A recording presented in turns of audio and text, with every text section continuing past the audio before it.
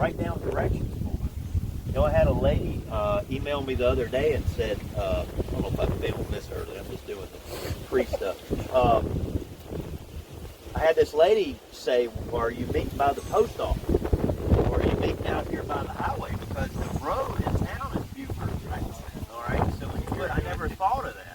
We already had the instructions out, so I don't know how to make it any clearer. What I'm wondering is how many people we got on the other side of the highway waiting right there. I picked up one couple, nice couple from South Carolina, on the other side, and they had their daughter-in-law wrote on the rear window back there. That was about the highlight of my tour so far. How many of you know about Joe Davis? Good. Make me sound smart, right? You don't know? All right.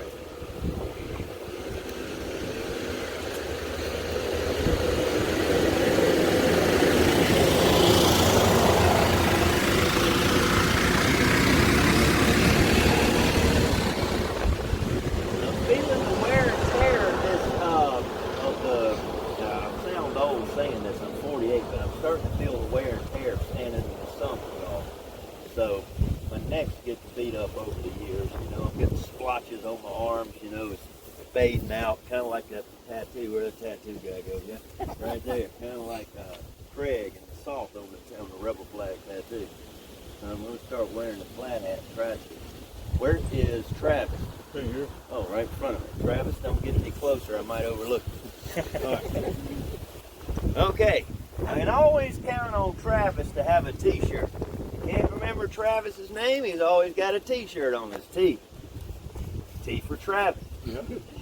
T for Timbuktu and T for Texas. T right here in Gettysburg. Nobody likes New Minglewood Blues? Alright, so. Alright. So what we're going to talk about today, who we're going to talk about, what we're going to talk about, I'm going to be repeating this quite a bit, so we're going to be talking about this gentleman right here. This is Joe Davis. All right? And this is the quintessential example that you're ever going to have of the definition of the word nepotism. If you don't know what that word is, you're about to know what that word is in a short amount of time. All right. Now, Joe Davis, Joseph R. Davis, if you want to, perhaps arguably, no other brigade commander enters the field of Gettysburg with less experience than Joe Davis. He just doesn't have any experience. So when we talk about today, we're going to be talking about Davis's Mississippians and so forth. And to set up the big picture right here, let's start with this. Hold that, T. Okay, so basic rehash. Let's get Davis let's do the big picture and we'll get Davis and do the small picture for the rest of the tour. If you look out here toward the mountains, off in the distance, I'm looking for a landmark. I don't know if I can find one for you, but basically where I'm pointing is the Cashtown Pass. All right, I understand the Cashtown Inn is for sale. Yep, how much? Yeah. Is it 1 1/4? I heard more than that. I thought it was 1.6. 1.6? More than I got. Okay, here you go. We can form a corporation. I know a good accountant. Form up the paper. LLC, I don't know. Plenty of parking. You know how much money that gets you? Right there. The situation on July 1st is this. The vanguard of the Confederate Army is crossing through Cashtown Pass, which is where that South Mountain Range, which you see off in the distance, okay? The leading elements of A.P. Hill's Corps. So if you don't know, I don't know who's up on the battlefield, probably the majority of you, but I at least got one or two that don't know or new to this. So I'll explain it. When we get down into Joe Davis, this is how we're getting there, all right? When I start throwing out A.P. Hill's Corps, which I'm about to talk about, and then I start talking about Henry Heath and his division, out of everybody, you didn't put Heath on there. Well, he's on another show. Oh. Well, this layer of next time, we'll just take them off of you, all right? they go. That would be cool, wouldn't it? Like if I had them in order, you know, he can pull a t-shirt off every time. And this would be the day to try that. So armies are set up like this. Robert E. Lee. Everybody's heard of Robert E. Lee, okay? The much maligned recently Robert E. Lee. Okay? Right? You've heard of Robert E. Lee? All right. So, who hadn't heard of Robert E. Lee? Jesus? Robert E. Lee. Point across? Anything you need to ask from here? She'll clear it up for you. Actually, I probably did him a little short there. I don't know. If you think about it, Robert E. Lee's in command of the Army. His army is divided into 3 corps. So when I start talking about A.P. Hill, I'm talking about A.P. Hill under his command has 1/3 of Robert E. Lee's infantry. A.P. Hill's corps is divided into 3 divisions. All right, anybody remember the division? All right, I'll give you this. It's worth the whole film right here. Where's Stuff Writer? The mysterious Stuff Writer has returned. What is A.P. Hill's initials? The old park ranger trick. His divisions are Anderson, Pender, and Heath. You use that in a bar in Gettysburg after midnight, I get full credit. When you want to sound smart. Anderson, Pender, and Heath. Joe Davis's brigade is actually part of Harry Heath's division. So let's recap. A.P. Hill's the corps commander. He has 3 divisions underneath him. Inside each division are 4 brigades. Davis's Mississippi Brigade, and North Carolinians, I should say, are part of Harry Heath's division. Now, how do we get here to Gettysburg? Why is Davis, Joe Davis of all people, in the vanguard and leading these Confederates into Gettysburg? It's all because of an erroneous piece of information. I mean, if you want to talk about one of the most oft-asked questions of the Battle of Gettysburg, it's why Gettysburg, right? Out of all the places in Pennsylvania, why is Gettysburg? Well, Harry Heath, the division commander, Corps, Division, Brigade, Regiment, we'll get into regiments in just a minute. Harry Heath, the division commander, has been ordered to come here to Gettysburg and secure the town. It is Harry Heath, the Confederate general, who writes that he came to Gettysburg in order to get shoes. That is where that comes from. I might add to you, though, that is a post-war account when he said he's coming to get shoes. However, he does not use the word shoes, but he does, even in either the last part of July or August of '63, when he writes his after-action report, he says, even in 1863, that I was coming to Gettysburg to get supplies. All right, he doesn't specifically say shoes, but he does say he's coming to Gettysburg to get supplies. Now, why is this important? All right, the confusing thing for us today is the Confederates had already been here on June 26th. Juba Early's division had marched through the town, and they had basically, in true Juba Early fashion, he had requisitioned the town fathers on the courthouse steps, about a block off the square, and they got together what little they could, and Early moved on. Apparently, these Confederates, the only way I can reconcile is A.P. Hill's men did not know about Juba Early. It's the only thing I can think of. All right? Or if that's not true and he knew about it, then this has got to be a massive cover-up. But I don't really see, I have to give Harry Heath, I'm about to unfold the story for you, I have to give Harry Heath the benefit of the doubt. I don't know what his motive would be. His orders are, when he advances to Gettysburg on the morning of July 1st, is not to bring on a general engagement. Okay, that's fine and good. But in the end, I'm getting ahead of the story right here. I don't know how he helps it either. With what he knew and when he knew it and what he was up against until he finds out it's too late, I don't know if I would have done anything different about it. On the evening of, oh, you're right on time here. I'm glad you put him on there. On June 30th, the day before they advanced, the lack of cavalry, Jeb Stuart not being here, is going to cause the Confederates to have to utilize infantry where they should have been using cavalry. The day before, James J. Pettigrew's brigade of North Carolinians is going to march here to Gettysburg. I don't know the exact spot, but they get roughly approximately in this area. Somewhere probably around the seminary, or maybe, that column would have stretched out a few yards. But wherever they were, Pettigrew could see off to the south. And when he looks off to the south, he can see Union cavalry approaching. Now, when he looks at the Union cavalry, he stares at them or watches them, observes them through his binoculars for a little while, and notes their movement. Now, what they called back then militia, we would call today National Guard. They didn't call them National Guard. Today we got a different connotation to militia, all right? Never mind. Okay, so, militia. Pettigrew says that he noted by the way those cavalrymen were maneuvering that he could tell they were not militia. They were regular forces. They're regular army. Why? Because they were too good at what they were doing. They had practiced. They were veterans. How he knew that, what they were doing, I do not know. But they impressed Pettigrew.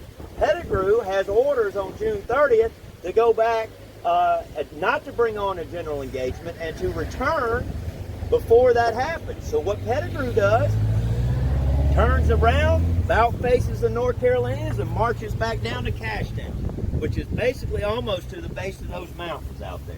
He wearing out a lot of infantry. I can't remember how many miles they did that day. I think it was about 8 or 9 miles one way to do that reconnaissance.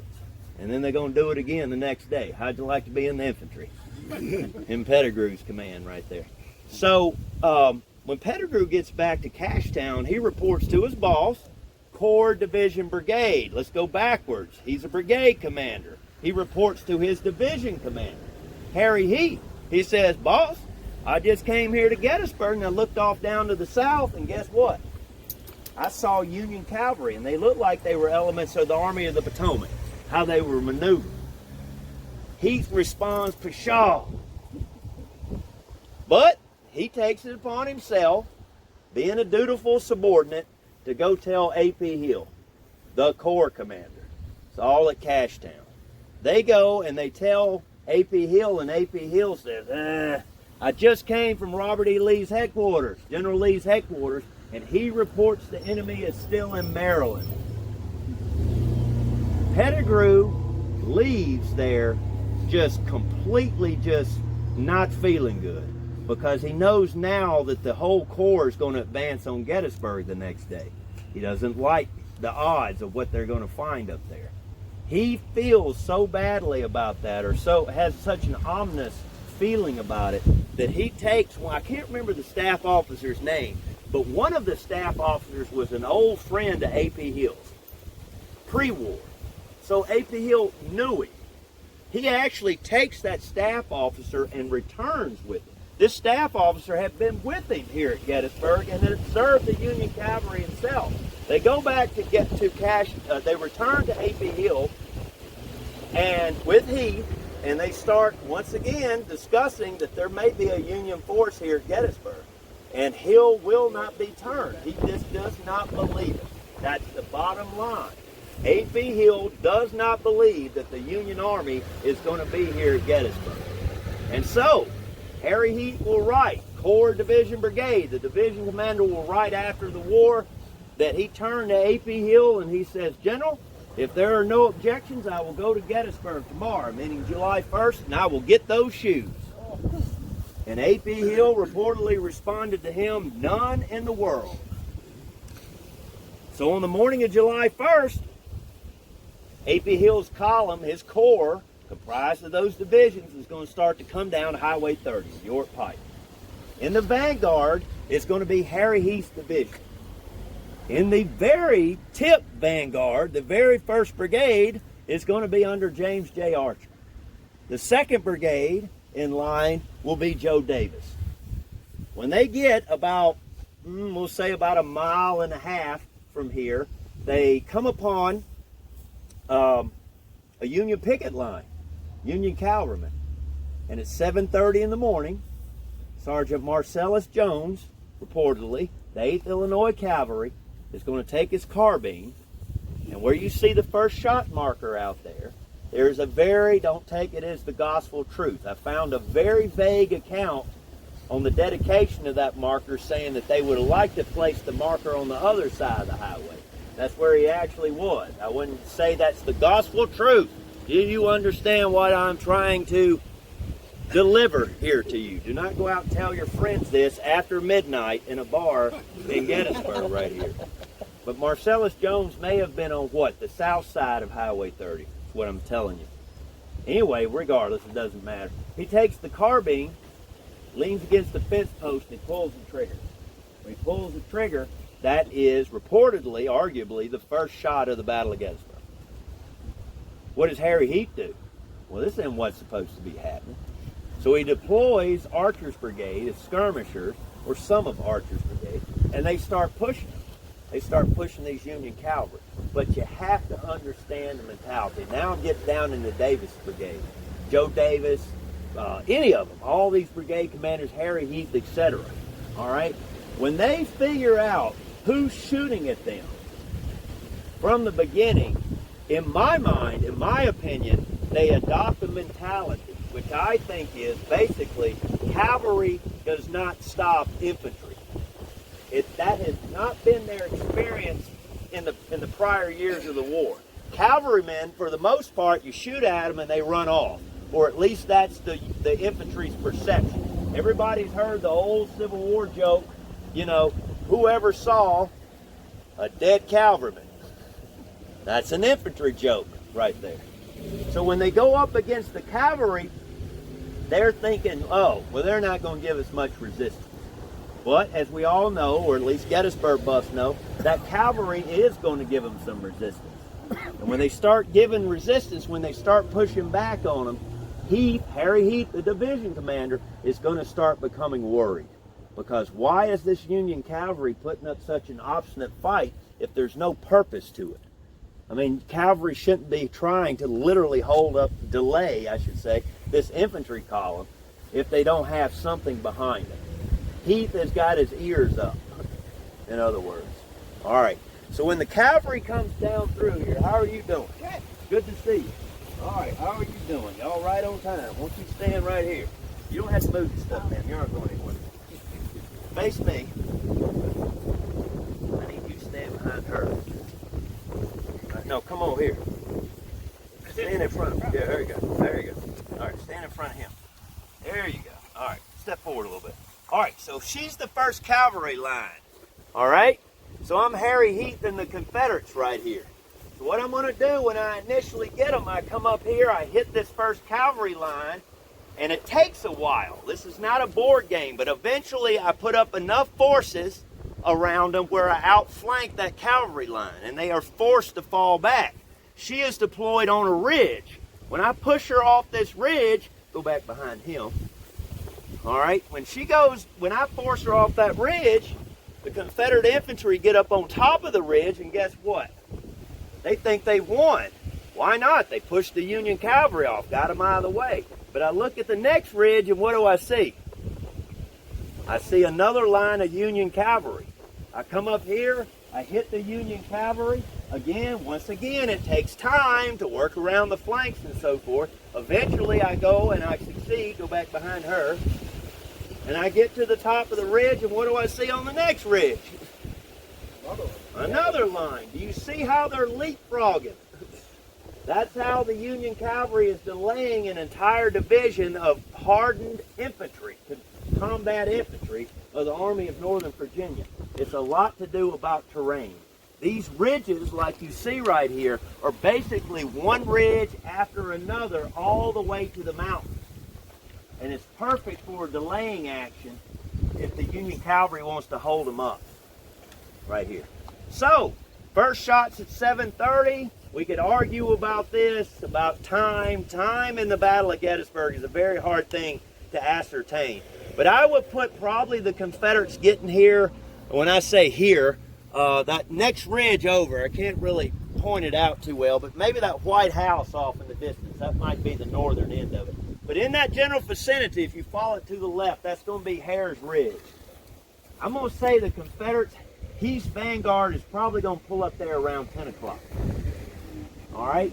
And that's where Hare's Ridge restaurant is, you know, etc. If you go there, you've probably been there. Why not? I went there the other day. Somebody bought me a meal, so I went. It was good. I don't get food like that. It was hard on me because I'm not used to food. When you go from Frosted Flakes to filet mignon, that's a heavy jump. You know what I'm saying? And I'll take it any day. So, the filet, I mean. I got the Frosted Flakes covered, believe me. So, it's all about knowing the terrain. All right? Look at what Harry Heath is looking at himself. Put yourself in the shoes of that division commander. He can see from Hare's Ridge the spires of Gettysburg. We can't see it very well, but those buildings you see down in the swell right there in the distance is part of the seminary. So you will take it for granted. You will take it for granted that the seminary is to the left. Usually California people are wearing clothes I don't recognize. Watch it. If you think about it, he can see his objective. He can see it. There it is. There's the town of Gettysburg. And this old dad-blasted Union cavalry's been holding him up about 2.5 hours. It's time to end it and get him out of the way. So at this point, Harry Heath decides to quit fooling around with them, you know, because he seems, I don't know this, but it seems to me that it took him that long. He's being kind of hesitant in his maneuvers. He doesn't know what he's about to uncover. Well, this time, since he's so close, he doesn't, I wouldn't say he doesn't care, but he's been out there so long that he throws caution to the wind. And he deploys his division. He has 4 brigades in his division. Corps, division, brigades. Harry Heath's division has 4 brigades in it. He proceeds to deploy his brigades. Come out here for a minute there, golf club, man. Put your arms out like that. Here's Highway 30. Okay? Big stout, macadamized Highway 30. God bless you. Yeah, Highway 30, Pike, whatever. Fancy word for highway in the South. All right. He deploys both brigades right here. You want to know how you maneuver 8,000 men, or in this case, roughly 3,000 or 4,000 men? You part your flank. He locks his flank against the highway. All right? The highway doesn't move. As long as your right flank, or in this case, the other brigade over here, your left flank, this is Archer's brigade, stays tethered to that highway, you got a straight axis of advance. You keep the line straight all the way into Gettysburg. That's how you cheat. All right? Otherwise, they wouldn't be a line like this. So here we go. We get down into Davis's brigade right here. As I said, Archer's brigade is going to be on the right. Joseph Davis's brigade is going to be on the left. And that's how they're going to be deployed and coming up into Gettysburg. Now, I'm going to walk you down here. We're going to come back to this in just a minute. All right, I'm going to walk you down just a little bit. And probably down to that where you see the road curve around there. And we're going to describe, I'm going to take it down a notch. We're getting from division and down to brigade, and we're going to get from brigade down to regiment. All right, we're going to go straight down the pyramid. When we get there, I'm going to set that up. We're going to bring up the individual characters, including Joe Davis, and we're going to see what's up as he advances into town.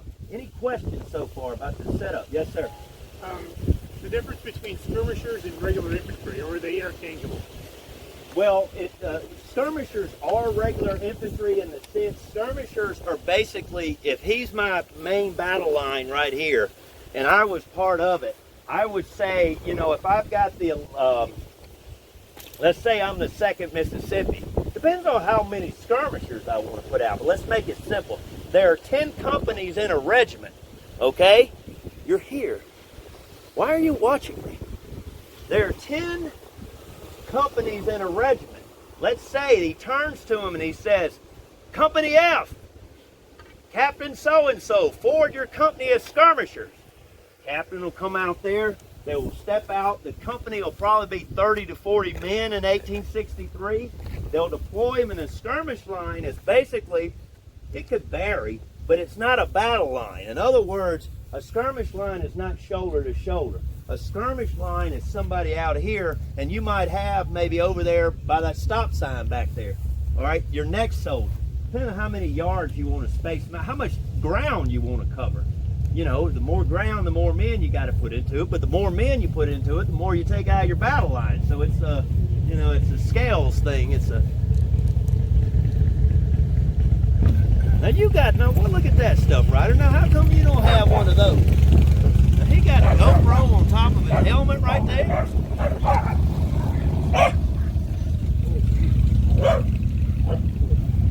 All right.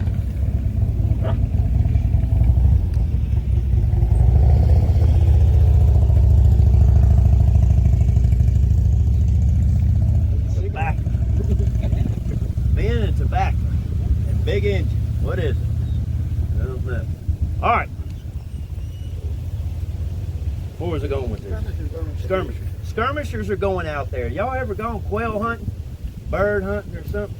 My dad, well, I shouldn't say that on camera, I don't guess. He's had some frustration over the years with bird dogs. All right? Some of them didn't come back. At least one of them. One of them he left in Oklahoma. Just tired of going and getting her. She ran off so many times. So anyway, he sent the guy the paperwork that found her, you know. So the skirmishers, if you think about it like bird hunting, skirmishers are basically your bird dog. All right? They're not a battle line, but what they're supposed to do is flush the enemy. They're supposed to go out there and find out where the enemy is, develop them, and then report back if they can't see. The colonel could probably see anyway, but report back what's in front. In other words, if you're my enemy and you're laying in tall grass, I don't want this battle line walking right up on top of you unaware. Those skirmishers will keep that from happening. But many times they are engaged, right? They're engaged with the enemy. Yeah, generally north or south, depending on which side, generally the enemy will counter with their own skirmishers. And so what you do is you get out into like a mini war, mini battle out in the middle of the field. But it's more, I picture it more like soldier on soldier. You know, it's not a lot of cover. The Army of Northern Virginia was in its nascent stages of forming these guys up, but professional skirmishers or sharpshooter battalion. My coworker and friend Jared Foose has done a lot of research on the sharpshooter, especially in the town fighting. He knows more about it than I do. But probably the most famous is the battalion under Eugene Blackford from Robert Rhodes' division. And what do I mean? What makes them different from any other skirmishers? They are designated as skirmishers. They get into a level of skirmishing that you know Company F's just not going to do. They can do bugle commands. They can do hand signals. You know, obviously they can do verbal commands and stuff like that, but they practice it. You know, skirmishers for the average soldier is just a side job. You know, but for Blackford, I'll put it into context for you. It's his skirmishers that lead the vanguard of Stonewall Jackson's surprise attack at Chancellorsville. Yeah, right. Did you know that? Oh, okay. nice to come out and learn something. Thank you.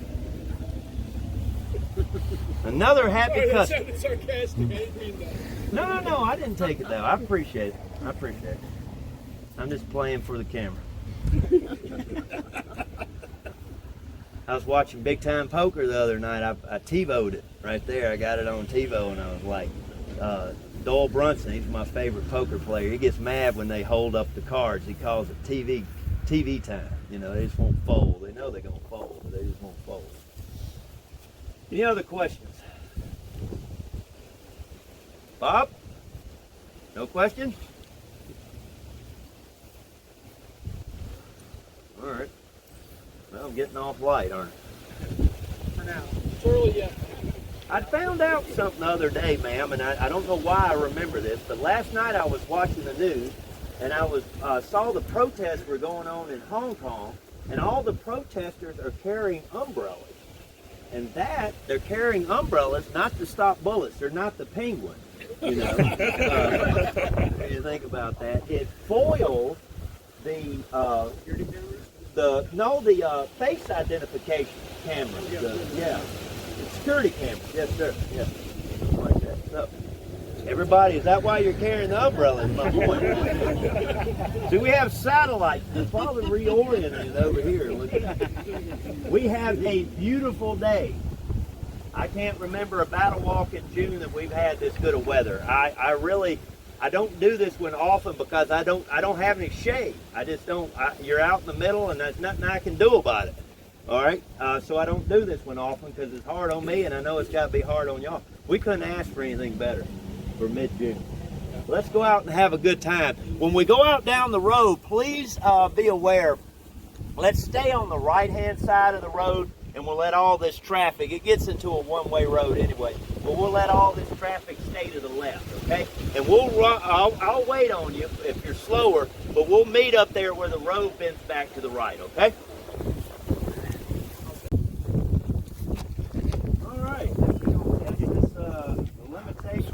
Flat hat and this pins on.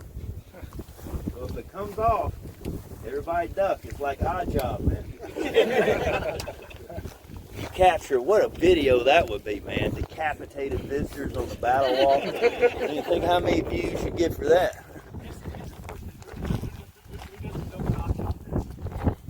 Yeah, who doesn't know what Odd Job is? Odd Job's a character. What movie was it? Goldfinger from James Bond. Right there.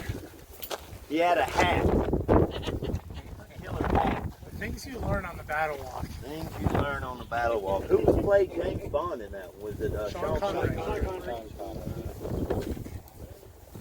All right. Joe Davis is born on January 12th, 1825. You should put that on your calendar. You can celebrate it every year. His parents' names are Susanna and Isaac Davis. And they thought a lot of young Joe because they sent him to school in Nashville. His father had high ambitions for him. They sent him to the law school at Miami University of Ohio. That's some trivia for you. He later practiced in Canton, Mississippi. That's around Jackson.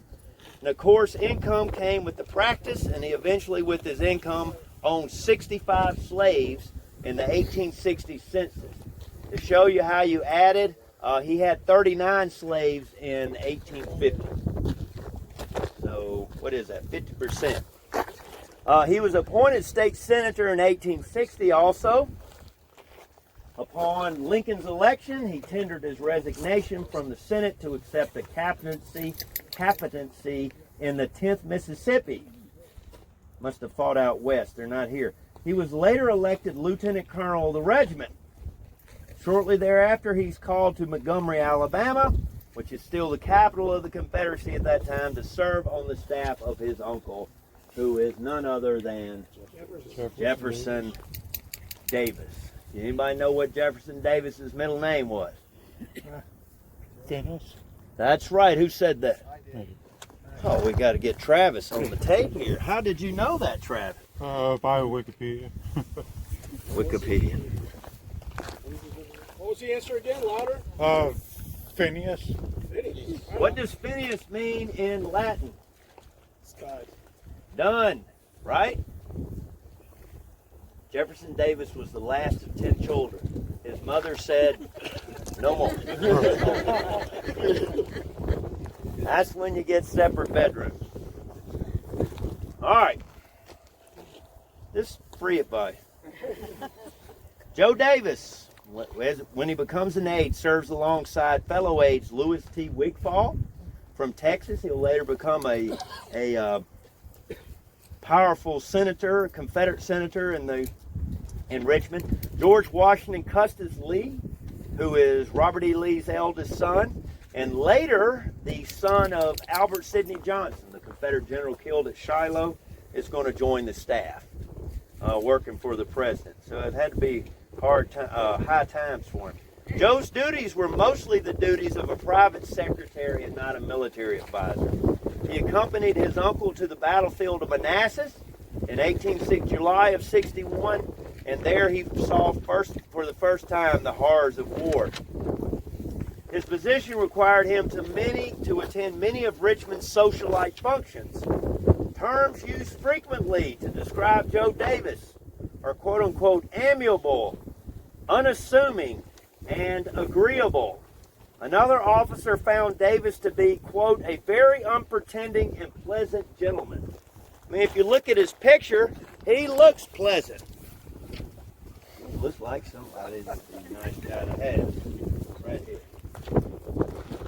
But he may have all that, but he's got one more A to describe him. Ambitious. That's my word, not a period word right there.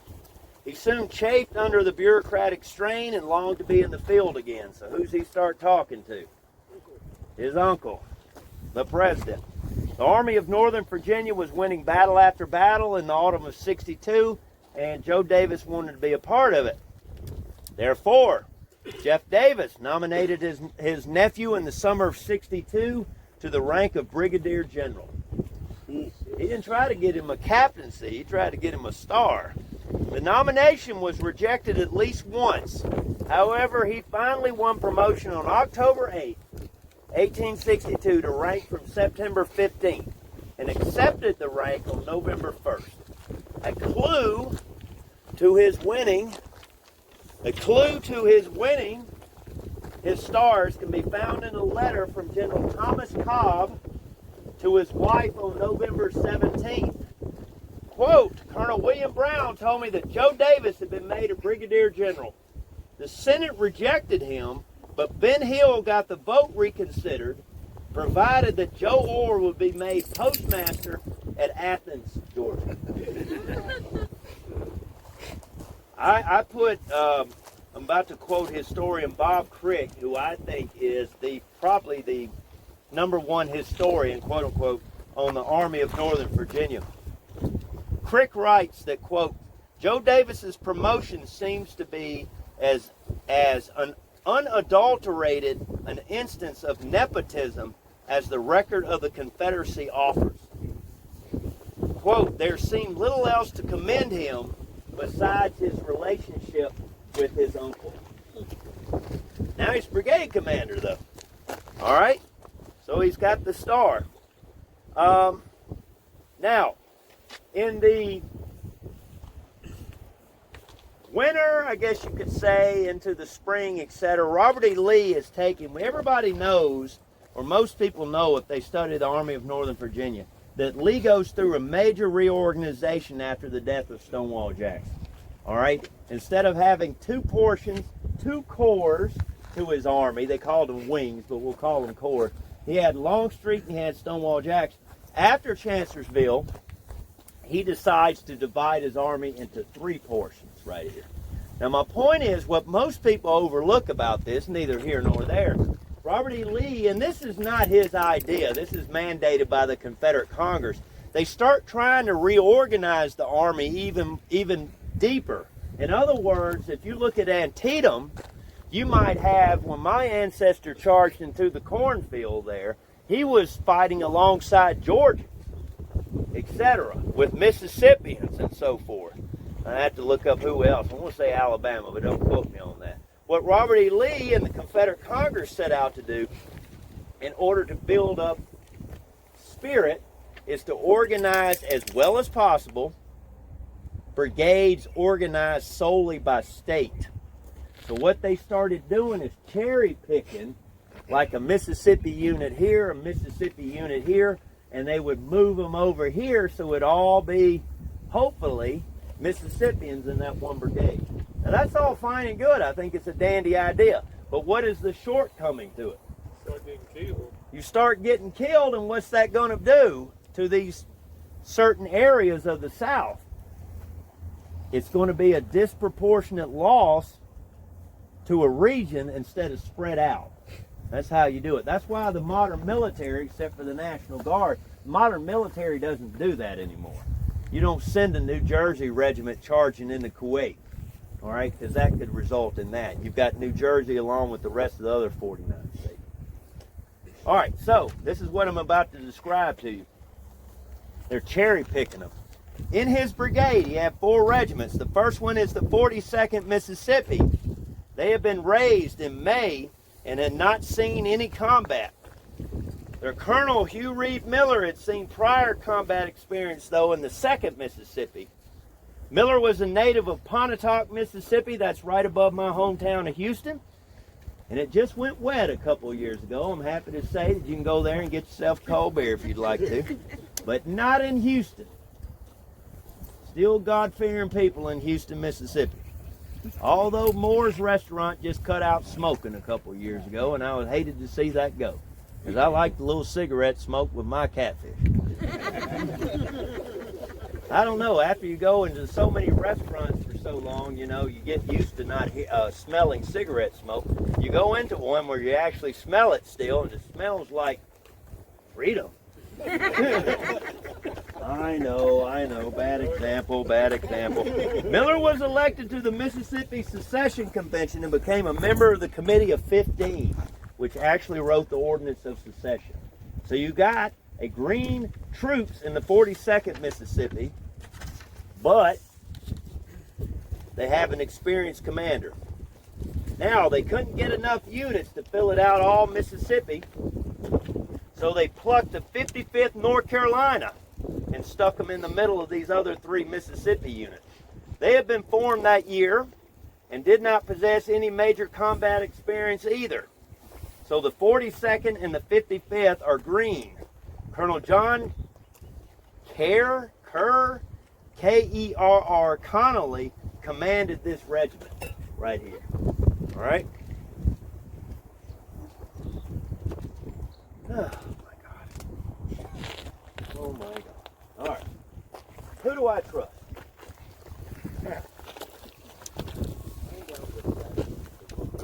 Unless he was called, and then come tell me. All right. Okay. Something has to be happening. He won't be called. Okay, the next 2 regiments are the 11th Mississippi and the 2nd Mississippi. They came from the Shenandoah Valley to complete the brigade organization. These are his veteran troops, Davis has. Unlike the other 2 regiments, these units had extensive combat experience.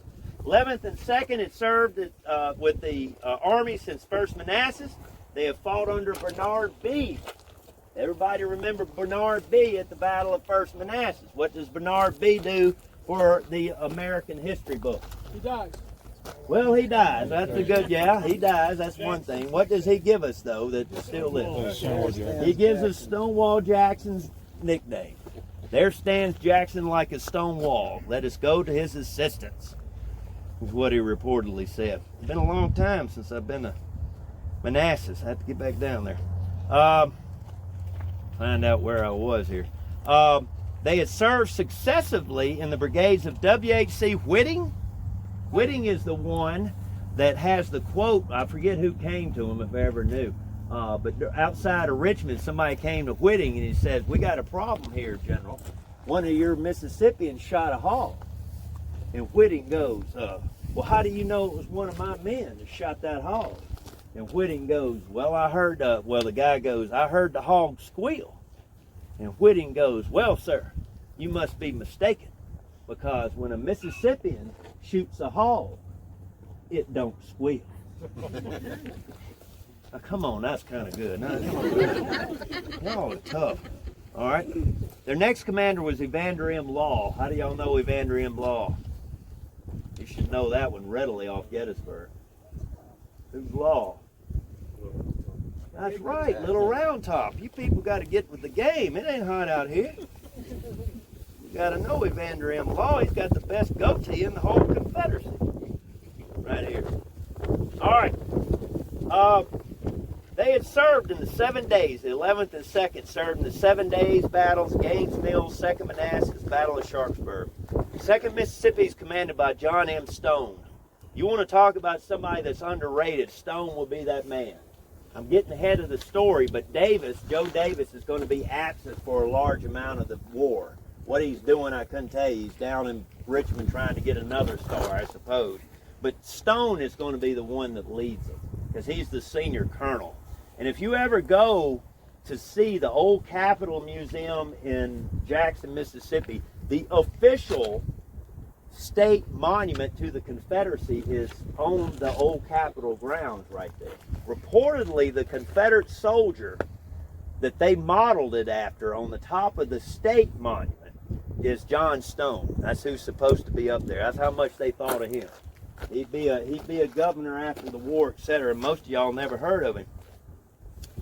Yeah, he's up there. He just does. He's not flashy. Stone was remembered as, quote, here you go, modest, unpretending man who was, quote, gallant and lion-hearted on the field. Another Mississippian recalled Colonel Stone's stainless blade flashed like a meteor in the forefront of battle, and he wrote his name upon his soldiers' hearts as the bravest of the brave. Cool, that bar's for you. The bravest of the brave. Y'all gonna loosen up. It's gonna be the longest tour y'all ever had in your entire thing here. It's just not going well, is it? Stuff Rider. All right. The 4 regiments that comprised the brigade began to assemble in November at Richmond. The 2 veteran regiments, the 11th and 2nd, contrasted sharply in composition with the 42nd Mississippi. You know why? 42nd Mississippi, just being used, had a high percentage of married men.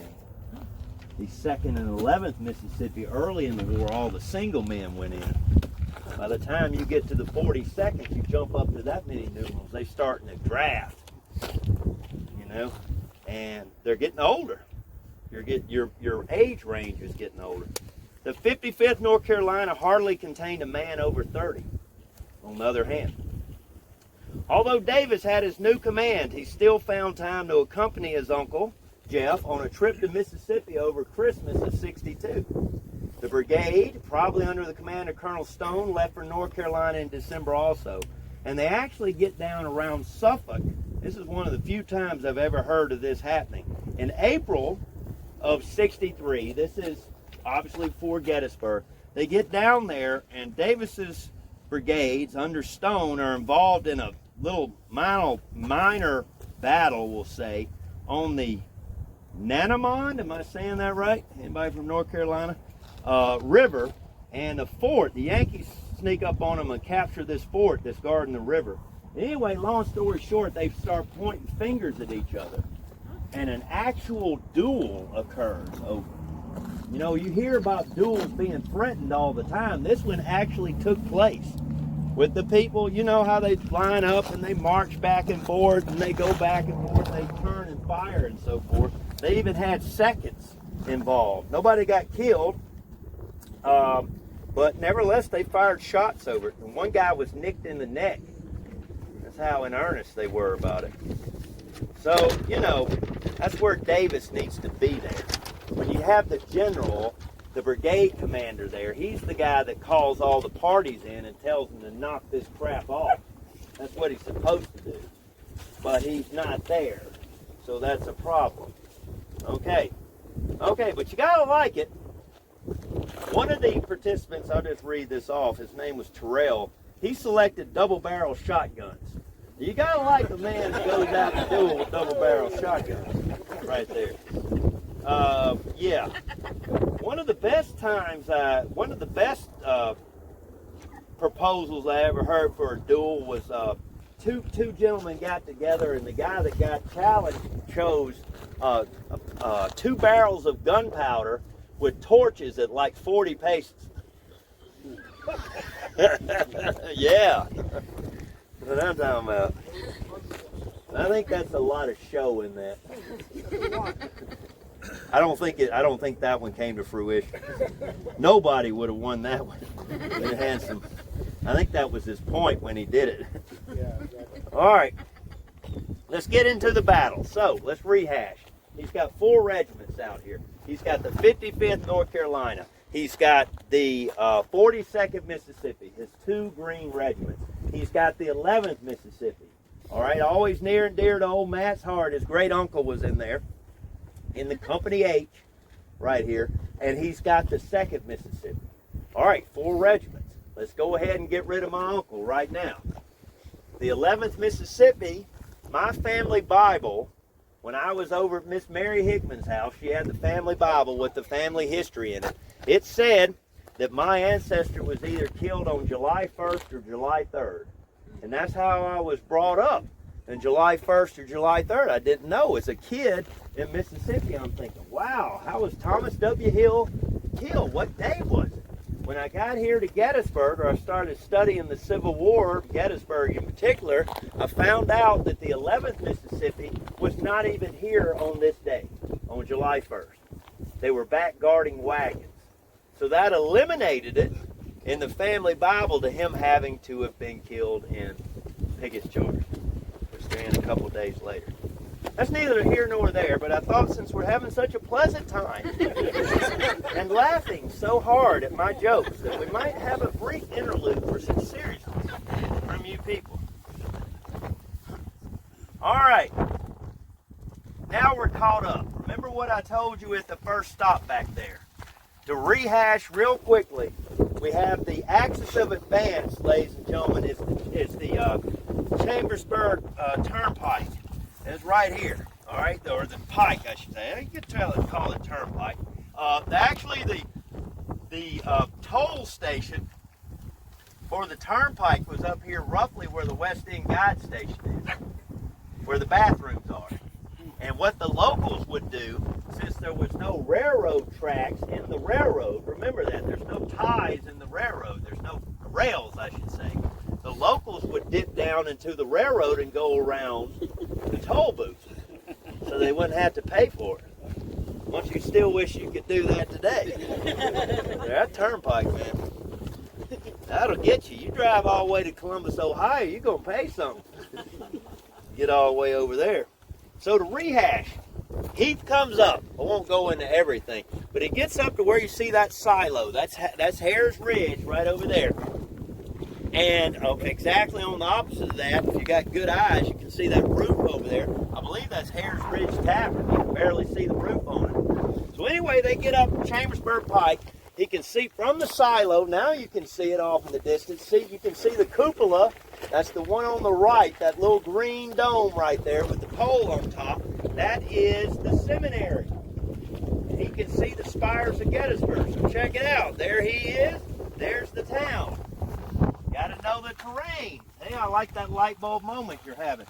So, what does Heath do? He comes up here. He deploys 2 brigades out of his 4 from his division. He deploys on the other side of the highway, Archer's Brigade. On this side of the highway, our side of the highway, the northern side, he deploys Davis's brigade. They go forward. All right, Archer's Brigade is plenty experienced. It's an old brigade from A.P. Hill's Light Division. We've seen plenty of combat over the past year or so. Davis's men, half of them are green, so keep that in mind as I start telling you about this. After deploying his artillery, let's get the shooting started here. Along Hare's Ridge, Heath ordered Davis and Archer forward in line of battle to seize the town. Heath later admitted, quote, he was ignorant what force was at or near Gettysburg. Just flat didn't believe it. Shouldn't be any infantry coming up. As his men deployed, Davis noted the terrain between us and the town. Come on, Lord, let me read it. Between us and the town, and very near it, he wrote, was a commanding hill in wood. All right, probably right here. Davis is probably somewhere over there by that silo. His left flank, remember I'm reversed from you, is going to be right in here. It'll be coming through this farm. Give you an idea how far that would have stretched. So anyway, between us and the town, and very near it, he wrote, was a commanding hill in wood. The intervening space being enclosed of fields of grass and grain, and was very broken. Does that look broken to you? That looks pretty broken. A railroad cut, end of quote.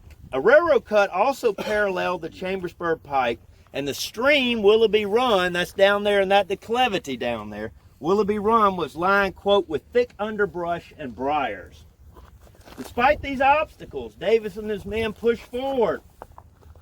His front probably occupied about 400 yards at least, preceded by skirmishers.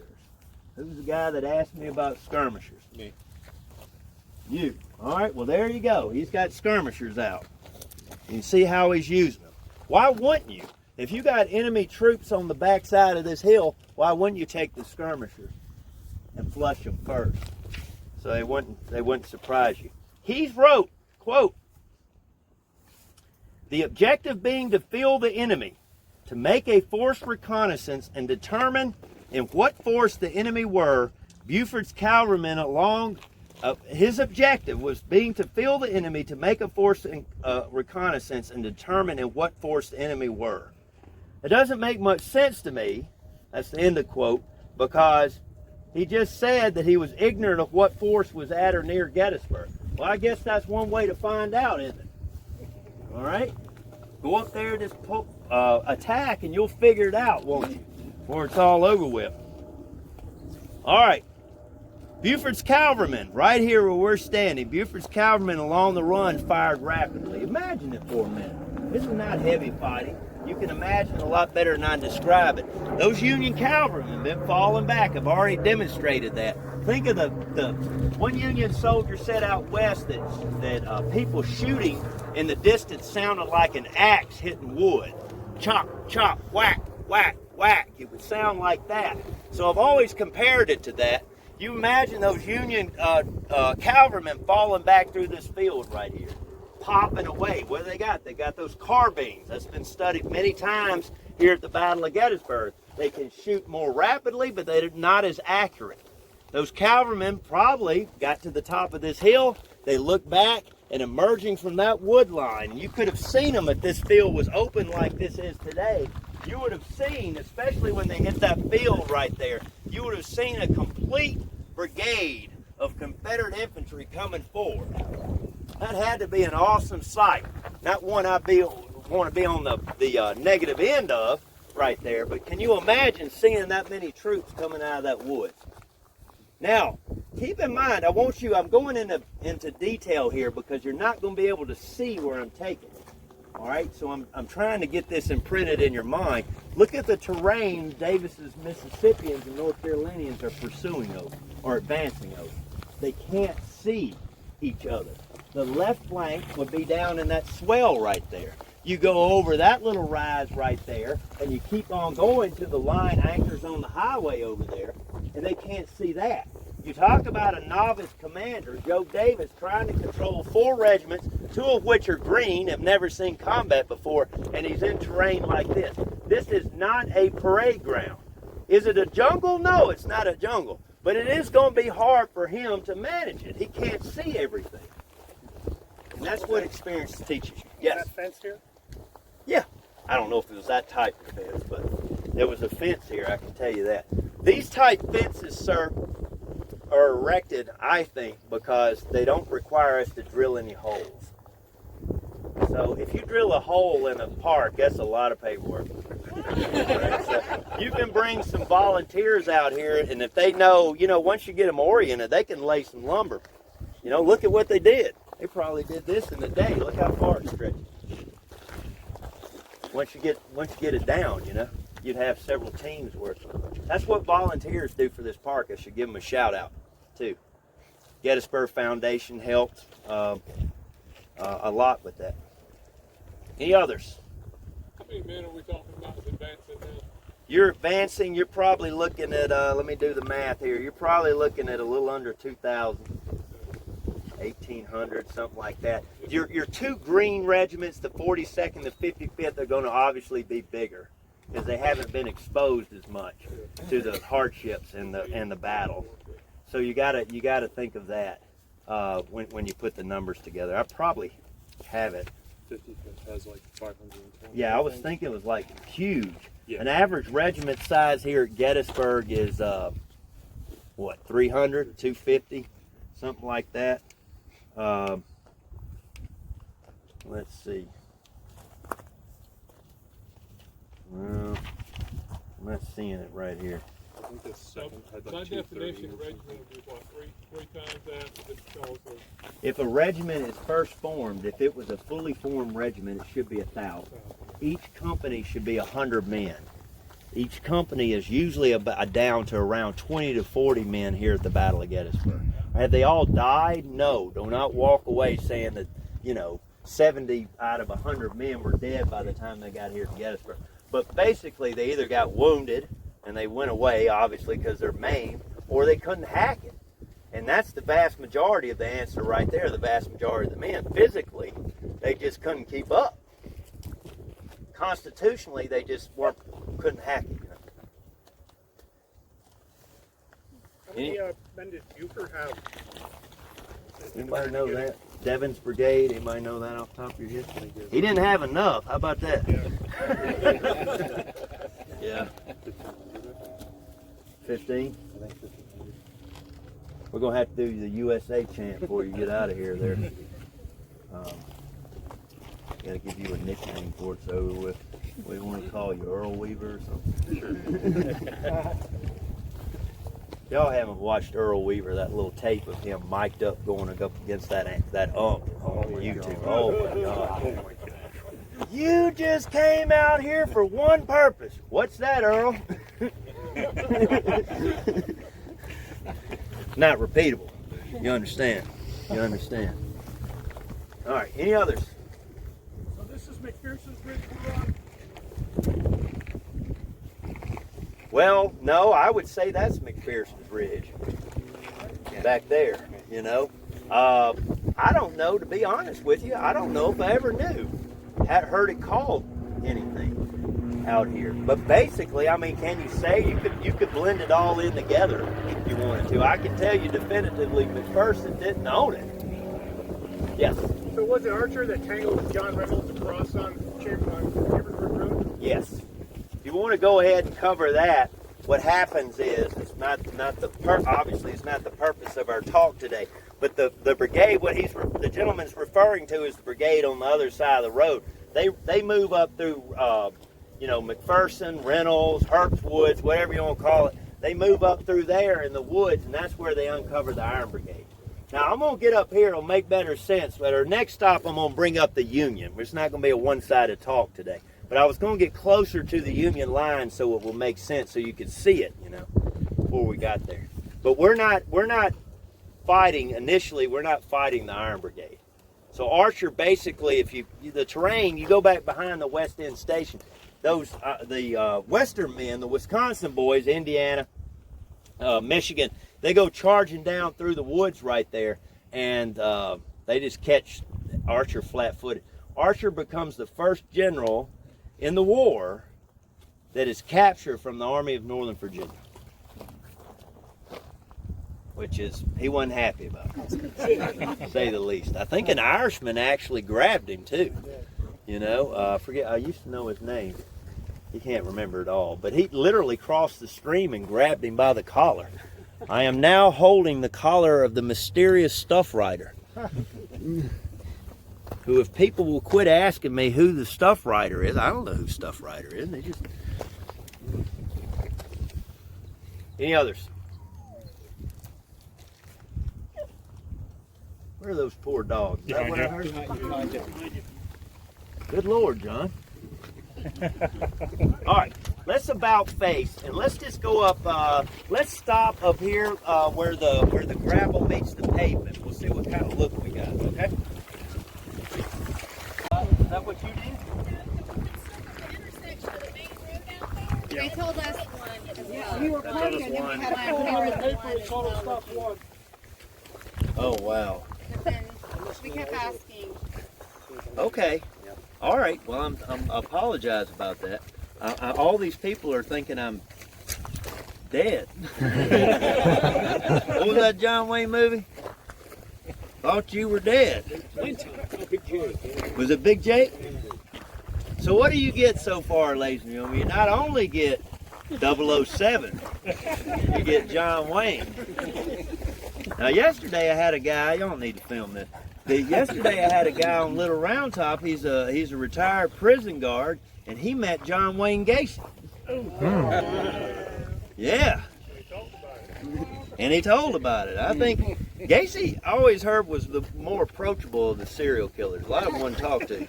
He talked to you. I said, what was it like? He says he just talked to you like every day, you know. He says, well, yeah. What did he do? I think he was, wasn't he? I forgot that. Yeah. He used to go out in public and make people laugh.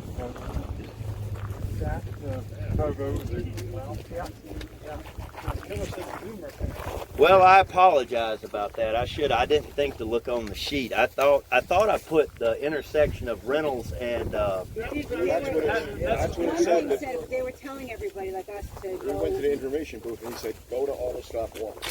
So that's where I got on the other side, like this intersection. Yeah.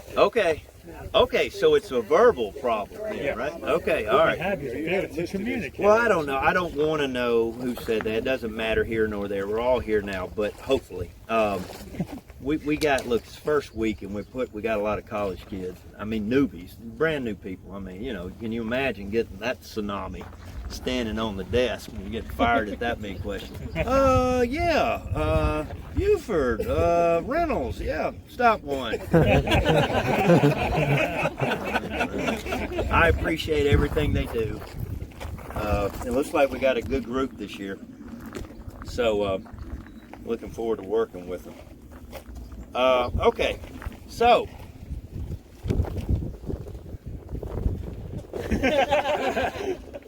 Where'd that lady go that's answering my phone all the time? You want to capture this. Dan, the people at the desk are telling them to meet at stop 1. We were supposed to meet at the intersection. It's a verbal problem here. I'm up here at the Wills Weinbrenner.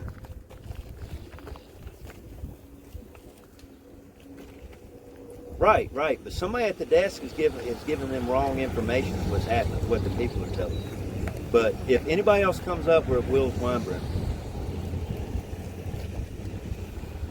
Oh, okay.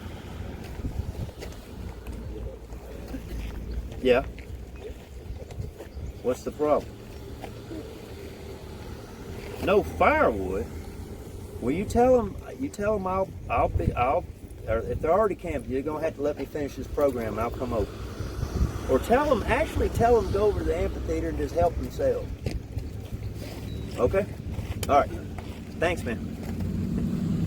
I'm sorry about that. I got living history tomorrow because Tom Holbrook is on vacation. So apparently the Rebs have showed up at Spangler Springs. They ain't got any firewood. Now what kind of rebels can't find firewood? The paperwork isn't to chop down a tree. Yeah. And see, since we got the camera filming right here, you could go oh yeah, I should have said, oh yeah, just go tell them take an axe and go across the street. Whack one down, you know. Yeah. A lot of paperwork. Yeah, not a lot of paperwork. Not a lot of paperwork. You know, back when the park did their management plan in 1999, I forget what the exact title was, but when the park, the administration, not me, made the decision to take out 400 acres of trees, you should have seen that thing blow up, you know. And I mean, I'm not angry or bitter about the people that opposed it. Obviously, I was in favor of it because I'm into the battlefield aspect of it. But it was just a good barometer to me about how many people care about this place. When we tore down the Cyclorama building, Richard Neutra was the architect there, a disciple of, apprentice of that dude that builds flat-roofed houses and streams through the living room. Frank Lloyd Wright, right there, all right? The caveman figured out real fast you don't build a flat roof, all right? So apparently Wright didn't get the memo. But because that thing always leaked, that old Cyclorama Center, it was bad. And the ventilation shafts were in concrete, and the water would sit in that air blow over it, and then we'd just get sick. Had some big old fat rats in there. I guarantee you. I go get them Rebs over there at Spangler Springs out and know how to hunt them. Anyway, there was a lot of people opposed, I should say a lot, but a small minority of people were opposed to the Cyclorama Center being removed, and I know that they were sincere about that, you know, and it just shows how much people care about the place. All right, let's get this battle started. On the left flank is the 55th North Carolina, which is the biggest. To show you how you can receive erroneous information between stops, the 55th North Carolina is 640 strong. All right? What's the average? It's average right here. Where's my friend, the lady? Where is she? Come up. All right. Go back there. Tell them it's by the amphitheater, all right? All right. They're 640 strong. You know this stuff's going to be on tape. And my boss, Chris Gwynn, is going to kill me. He is absolutely going to kill me for even answering the phone. Yeah, but it looks really good on YouTube. I guess, right? Yeah. Real professional. Yeah. All right, so they're 640 strong, if I can get through here, and they appeared first and considerably overlapped the Federal right, which I'll get to in just a minute. Bullets began to strike the color guard, and the flag went down as they're starting to come up through here. Colonel Hugh Connolly seized the colors and began to advance forward, bearing the colors aloft. Can you imagine your colonel stepping out there and holding up the Confederate flag and advancing in front of the line right there? His actions, of course, did what for him? It got him shot, and a ball hit his arm and hit his hip right here, and he goes down. That had to be painful, man. Wow, to get caught. So they're rushing up to him. Lieutenant Colonel M.T. Smith went down mortally wounded also, and command devolved on Major A.H. Below, B-E-L-O. As Below knelt over Colonel Connolly, he inquired if the colonel was hurt badly, and the colonel said, yeah. He said, yes, I am hurt badly, but do not pay any attention to me. Take these colors and keep ahead of the Mississippi. What about state pride right there?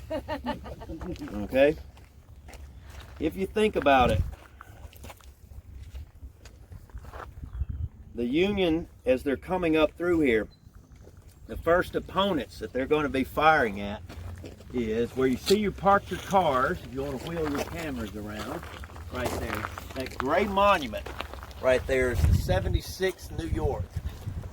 Okay, what you can't see, or I can't make out with my eyes, my arms won't get any longer. It's not my eyes, my arms are getting shorter right here. The 56th Pennsylvania is coming up beside them. I'll get to the Union in just a second.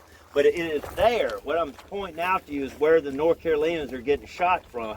Somebody gauge that distance for me. How far is it from here to there?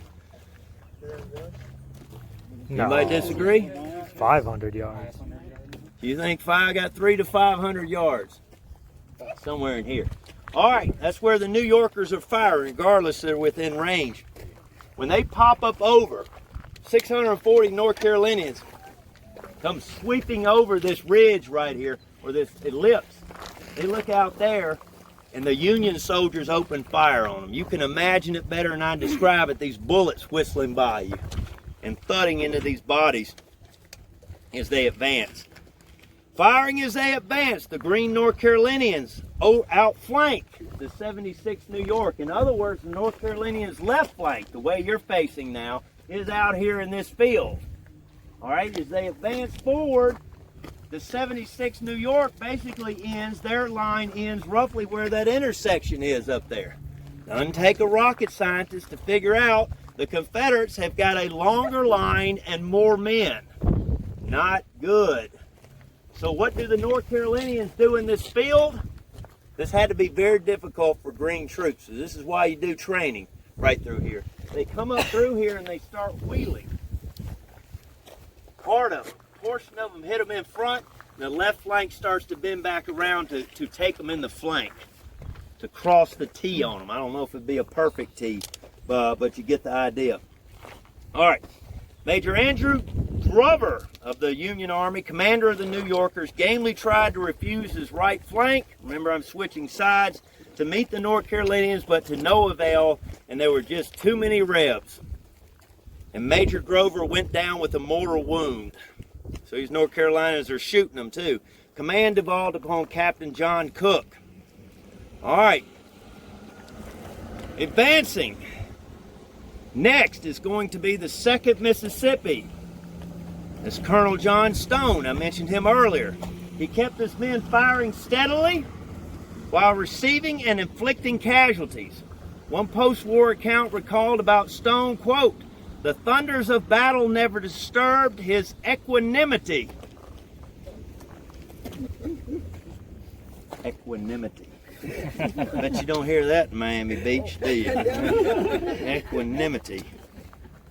I will have to use that the next time somebody gets mad at me. I will have to turn to them and I will say, will you please lower your voice? You are disturbing my equanimity.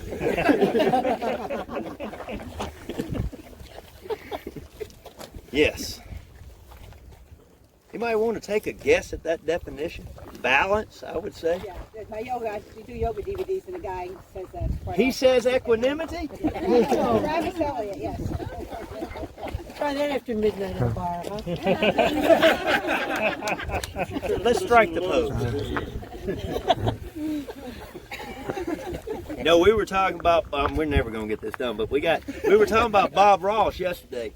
And some of the kids I had on the tour yesterday didn't know who Bob Ross was, you know? And I was like, who can know? You don't know who Bob Ross is, do you? You do, okay. But back when I was growing up, you got 3 channels. Right. All right, you got NBC, you got CBS, and you got PBS. So you got, when you were a kid, it's 100 degrees outside, and your mama wants you to go outside and play in this stuff. Of course, you don't want to do that. You can either watch The Young and the Restless, Guiding Light, I believe was the name of it. Was that the name of it? Or As the World Turns, that was another one right there. Or you can watch Bob Ross. What you gonna watch? Watch Bob Ross. Right there. So anyway, I remember, the whole point of me telling you this is I remember there was some lady on PBS, and it was, Lilius, the yoga. Yeah, the yoga lady used to be on there. Yeah. Lilith or something like that. Yeah, she'd do all this stuff. And she would come on after Bob Ross. That's why. So before it became vogue, guess what redneck was breathing in? There. Y'all people think y'all so refined. We refined down where I'm from. All right, where are we at right here? Equanimity, that's where we were. The thunders of battle never disturbed Stone's equanimity or brought the pallor, P-A-L-L-O-R, of fear to his bronze and bearded cheeks.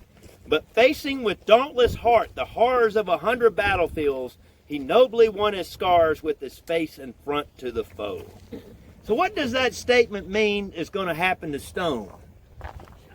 He gets shot. Stone was shot down in front of the Federal line and command passes to John A. Blair. Keep Blair. I don't need you to remember this after the tour, but Blair's going to come back at the end of the tour. Keep that in mind. John A. Blair, that's where Stone is gone. He's carried off the field. Now Blair is in command of this unit. Any questions? Brigade command or regimental? Blair? He's regimental. He's major. He's not. He's the second in command. Is what I'm telling you. Thank you. You're welcome. Any others? What did Dan want? Nothing. He just wanted to call me. They won't go get the wood without you. There's some at the amphitheater. Some in the woods. Too. I noticed one of y'all driving a Jeep over here's got a nice cover on it. What y'all doing afterwards? I don't know. I've got a rental car. My car's in the shop right now. Y'all know the difference between a four-wheel drive and a rental car, don't you? Hey, but you buy, I'll fly. Oh, yeah. A rental car, a four-wheel drive versus a rental car, you won't take that four-wheel drive anywhere. Make that up. All right. We ready? We're going to walk on up. Let's see where we're going.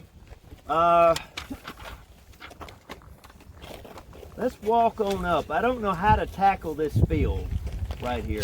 Not this first gap right here, because that's too low. I think it's going to be muddy. I believe I see a culvert right there. Let's go up to that next gap in the fence on the right, so we'll be on the right-hand side of the road this time, and we're going to stop there and look up at the Union line. I'll bring up the blue boys, and we'll see, get some perspective here.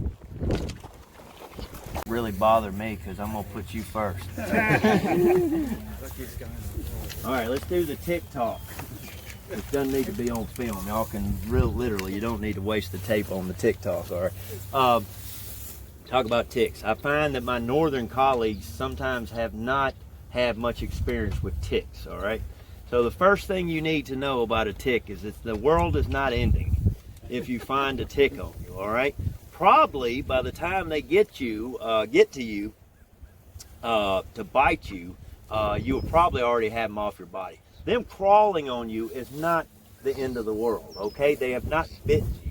And even if they bite you, they need to be in your body for 72 hours, okay? Before they're even really getting, if they even have it, let's just put it that, what is it, Lyme disease or something? Yeah. It's got to go into that. Now, a lot of you, I see a lot of couples here in front of me, and y'all probably have been married for quite a few years, okay? And you've probably fallen out of the routine of paying attention to your spouse. Well, here's a golden opportunity after this tour for you to pay attention to one another, okay? I have one, well, I don't get them. I don't wear bug spray or anything, but I reached up behind my head. I forget where I caught this one. Maybe I was at the McPherson farm, but I reached up. I was sitting at my desk back at work, and I reached up and pulled one out of my hair. And it had a, you know, a small thing. If you find one, and it barely bit me, I'm not worried about it, didn't even scratch. But if you find one, what you want to do ideally is you want to get it out alive. That's the first thing.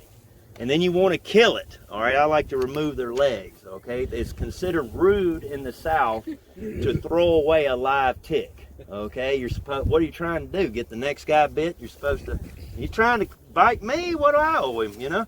So anyway, I pull their legs off, and ideally you keep them. You keep the tick for a little while. If you start getting a bullseye there after a few days, it won't appear. You know, it'll get red if he's bitten you or whatever. But if you start getting a bullseye, you have that tick, that will save you a lot of trouble because they can test that tick. But, you know, just don't go get it tested just because you found one on you. That's not a, you know, it's not a big, it's not gonna happen. Let's just think positive. Where's the yoga lady? Right here. Let's just think positive here. I'm thinking I wish I had a hair tie to put my hair up. Who's got a hair tie? No, that's okay. Here, hang on. I got one right here.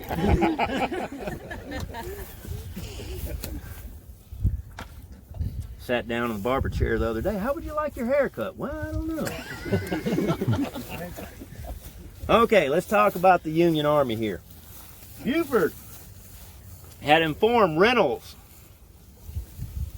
that is the Union infantry commander in this area, John F. Reynolds, that A.P. Hill's, that's a Confederate, A.P. Hill's forces were to the west and Ewell's to the north.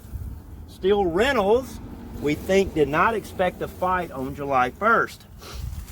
The leading division, Corps Division Brigade, the leading division of John Reynolds' 1st Corps is James Wadsworth's division. The brigade that is in front of his division is under the command of Lysander Cutler. It is Cutler's brigade, not the Iron Brigade. The Iron Brigade is second. People think, and it's because of us, we put stop number 1, and it's just the way the road runs. They think that's the opening of the fight right there. Well, no, Cutler is actually the first troops on this field.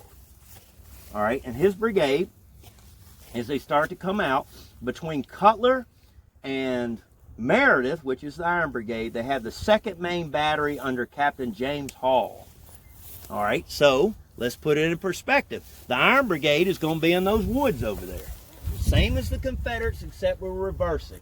You got the Iron Brigade in the woods, and you got Cutler's Brigade right here. See the monument right here? They're on top of the ridge. And when I start talking about the 56th Pennsylvania, if you look toward that church steeple, you'll see a tree right there, and if you look to the right of the tree, you'll see a black mark sticking up, like a rod, if you will. That is the 56th Pennsylvania monument. It's a grouping of stacked muskets. So 76 New York, 56 Pennsylvania standing right there. Colors Brigade, let's talk about what we're up against here, Mississippians. Colors Brigade did not have much combat experience. However, with the exception of the 147th New York, the brigade of 6 regiments have fought in every army of the Potomac engagement since Second Manassas. All right. So compared, though, to the Iron Brigade, they didn't have as much combat experience. Lysander Cutler originally served in the Iron Brigade as the colonel of the 6th Wisconsin. Anybody remember who the 6th Wisconsin's commander is here? Dawes. Yeah. Who? Lieutenant Colonel Dawes. Dawes. D-A-W-E-S. Oh, yes, Dawes. Dawes. Yeah, Rufus Dawes. Yeah. I was thinking D-O-L-E-S, and I'm thinking, all right. Yeah, Rufus Dawes. Y'all remember Scott Harway. A lot of you have been on a lot of these tours over the years. Remember Scott Harway. I always like to say Scott Harway, love him some Rufus Dawes. Loves Rufus Dawes. I like him too. He's a good writer. He's a good combat commander. But every time I see Rufus Dawes, I think of Scott Harway.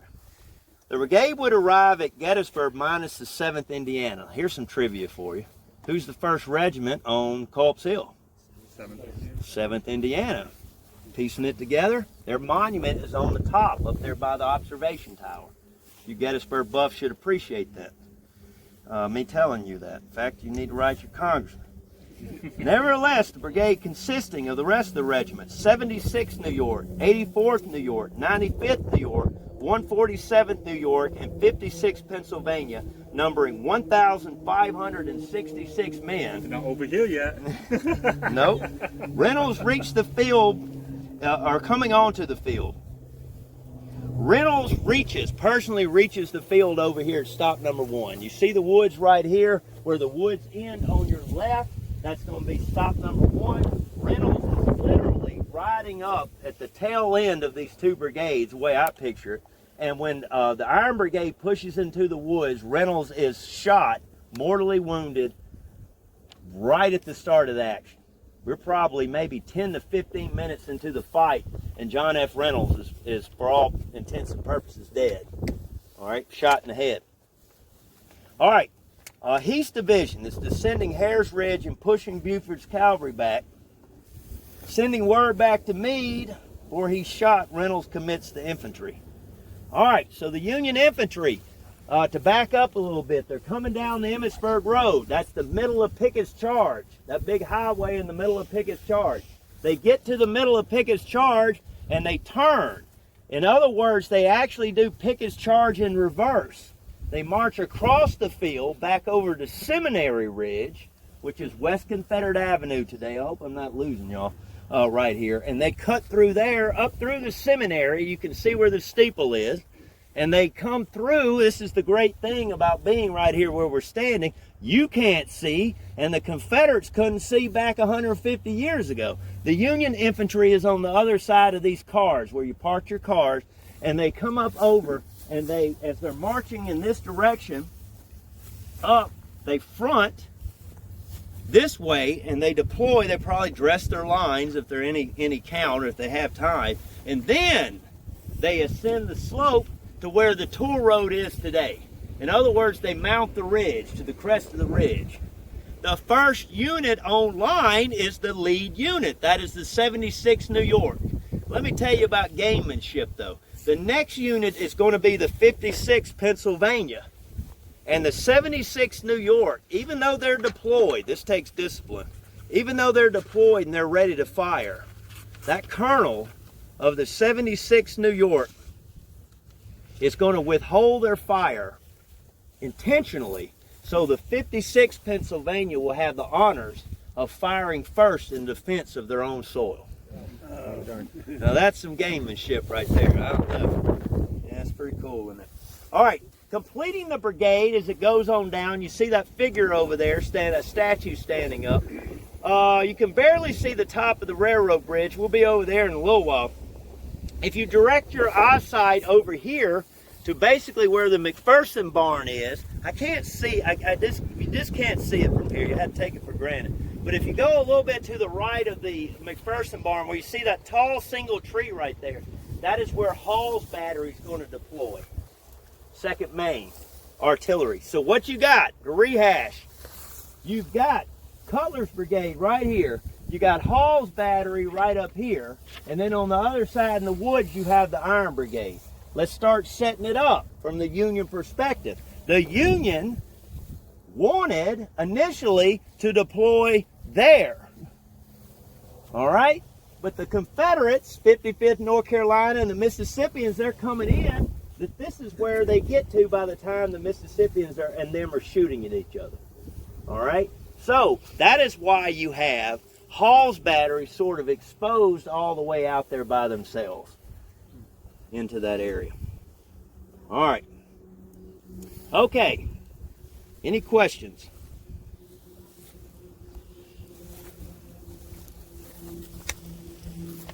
Okay, so what we're going to do then is, Mississippians come up here. You can see the Union line right here. You already know that the North Carolinians are going to flank the 76th New York.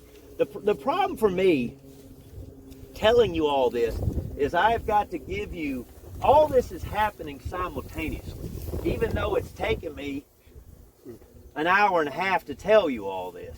The rest of the story is happening. In other words, while the North Carolinians are driving off the New Yorkers and the Pennsylvanians, this story I'm about to tell you next is happening simultaneous to that. All right? It's not in order. It's all happening simultaneously. So you got to keep that in mind if it's going to make sense to you. Initially, on the left-hand side of the Cutler's Brigade is the 147th New York. They get lost in the confusion. If you can imagine that big a body of men get lost. So while they're trying to figure out where they're supposed to be, the colonel has them lay down in that swell behind the McPherson barn. And when they get up from there and they're ordered to deploy, they start marching across through here. Now I have to think that this is all happening before the Confederates reach this general area. But the 147th New York, instead of going on line with the rest of Cutler's Brigade, is going to go on line on that hill out there. Most people fail to recognize that because their monument is back here on the road. Because why? They want the monument to be seen. Ain't nobody going to drive out there to see that thing. So they're going, why spend all that money and nobody going to see it? So they put the monument here, but their actual battle formation is here. Does that make sense? I'm unloading a lot of info on y'all. So what we're about to do, ladies and gentlemen, is we're going to march across this field. I guess they didn't plan it this year, did they? They just did. Must have planted weeds. Okay, maybe they did. We're going to march out or through here, but once we get to the top of the hill, you can't see it as well as you can from a distance. But look, I'm going to get ahead of the story here. Look at how exposed the 147th New York is over there. Look at how exposed they are. That's crazy, to say the least. Yes, ma'am. Is the battery behind them? The battery is, from us, it is behind them. Militarily speaking, it is to their left. Okay, it is on line with them. We're behind them right now, and the battery's on the other side of the railroad, ma'am, is where they are. Okay, any others? You're keeping up, and I want to tell you, you're the most smiling visitor I have today. I wish I had a whole crowd full of you. Some of you ought to adopt the practice of smiling. All right, we're going to break off, and we'll, however you want to do, we'll make our way. If you're concerned, I don't think the grass is that tall. If you're concerned about ticks, I would follow somebody, okay? That would do. Battle Camp Letterman, which was at the giant supermarket, it's on the other side of that bridge, so the railroad could get that, the railroad train could get there that far. And so unload supplies and load on wounded and ship them out of there. That's why they choose, plus the water, plus the woods, plus the shell. All that combined right there. It's all because of that bridge. Some trivia. So y'all, we're back to midnight. You out there on that railroad bridge at midnight, reminiscing about Matt on a July 1st walk, talking about something that has absolutely nothing to do with it. I want you to remember me fondly. I'll read about you the next day in the paper. tourists killed on railroad bridge opposite Giant. Last words were, Ranger told me to do it. Park was contacted and asked for a response, and nobody could be found that made the statement. Looking for firewood. Yeah, looking for firewood. Yeah. All right, now look, guys. Now you can see it a lot better. Gray monument by the gray truck, 76 New York. Bring your eyes to the right. I can't find it behind y'all, but behind, somewhere out there is that black monument, and that's the 56 Pennsylvania. Just keep following the cars over through here, and basically you've got Cutler's battle line, except for the 147th New York. Do I have any New Yorkers here? Here. All right, good to see you. The 147th New York, look at where the rest of the Union battle line is. Now turn around and look right here. Look around you. This is the 147th New York. However many yards that is, you can guess as well as I can. They're out here all by themselves. The nice smiling lady asked me where Hall's battery is. It's right on the other side of that little wood, that little scrub line right there. In that area. Okay.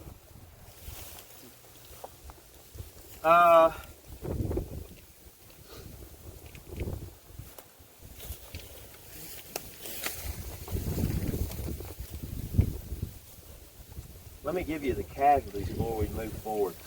Those two regiments back there, when the North Carolinians run them off, the New Yorkers and Pennsylvanians melted away. In 15 to 20 minutes, you New Yorkers pay attention to this. In 15 to 20 minutes, out of 27 officers and 348 men in the 76th New York, 18 officers and 151 men were killed and wounded where that monument is. That's why you put something up. The 56th Pennsylvania in the middle escaped with a loss because they're not getting hit directly, that black monument. They get hit with a loss of 79 men. So that is almost, is it not? That is almost, that's over twice the casualties because they get flanked. And they probably, if this is a tribute to their courage and steadfastness and equanimity, they get outflanked and they stay there too long. Now y'all watch what happens here. We're going to pivot to the 147th New York. While the 76th New York and 56th Pennsylvania are drifting away, 147th New York, as I said, had taken a position right over here by that barn back behind you. After taking position behind the barn, Lieutenant Colonel Francis Miller went in search of orders and 5 minutes later returned with them. He had 380 men from the Empire State, and they deployed these 380 men out here on this knoll right here, behind Hall's battery, across the western end of the railroad cut, and up the other side. In 1863, a fence existed on the right flank of the 147th, somewhere in this general area down here. If the field was high with grass or crops, this might have made it difficult for the New Yorkers to see the 56th Pennsylvania only a few yards behind them. How long would you say that was to those monuments? In other words, we don't know why the 147th is out here by themselves if they're all deploying and fighting at the same time. Once you start to deploy 300 some odd men right here, you look around, you can clearly see, if you were looking, Colonel Miller should have seen where the rest of his support line, but apparently he didn't. Aren't they facing a different direction? No, they're both facing this way. Okay. So you got one regiment right here, you got two more back behind you, so they're, you know, in Napoleonic tactics, you don't want this. They're isolated. They had a second lieutenant, Matt, leading the way.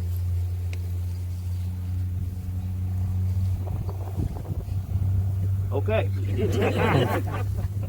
Second lieutenant leading the way.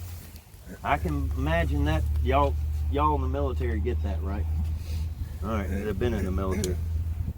As the 147th advanced to the slope, look down here, they could see innumerable, there's a word for you, heads bobbing in the wheat in front of them. These were the men from the 42nd Mississippi. Private Andrew Park of the 42nd recalled, after forming his command, we got two Millers here. I don't mean to confuse you. We got Francis Miller for the New Yorkers and we got Hugh Miller for the Mississippians. Okay? Colonel Miller walked down the line. How'd you like to have this lecture? And stated if there was a man there who could not stand the smell of gunpowder, he had better step out. For we were going into a fight. To my astonishment, one poor fellow went to him and said, "Colonel, I just cannot go into the fight today, for if I do, I will get wounded or killed." The colonel, with an oath, ordered him back in the line. Just at this moment, this is one of the few sights we have of Joe Davis, maybe the only one I have. Just at this moment, General Davis and staff rode up, so he's in the center of his line at this point, and gave the command to move forward and to let nothing stop us. I should have stated, Andrew Park said, in the beginning that we were thrown into a fine field of wheat as I ever saw. We had not gone more than 300 or 400 yards in this field until we met the enemy's skirmishers. Skirmishers. We drove them in and they fell back over their main line. This drew us up to within 50 to 60 yards. So you gauge it for yourself of that line where they were lying down in the wheat. Now if you want to be a New Yorker, if you want a reenactment, you'd be laying in this wheat. That's why you have skirmishers out. Can they see the New Yorkers? They can't see them. They may be able to see the flags if they've got them up, but I don't know that. But if not, they're going to be very hard to see. End of quote. Instantly before any return fire could be given, the New Yorkers standing up, the Mississippians' bullets were finding their mark. One New Yorker recalled, quote, "Men dropped dead and the wounded men went to the rear before they had emptied their muskets." Corporal Fred Rife and a file closer dropped dead, one on top of another, simultaneously. Hit at the same time. Private Park continued from Mississippi, meaning the New Yorkers, quote, "They rose up and resting on one knee, fired the first volley, but they shot too high, and but few of our men were hurt." Look at it. This is what the battlefield's teaching you. This man survives, obviously, from the 42nd Mississippi, and the New Yorkers stand up approximately where you are right now, and they shoot. How come they're not hitting those Mississippians? Because they're down there. All right, so what do the bullets do? Go right over their head. They sound kind of green, or maybe they can't see.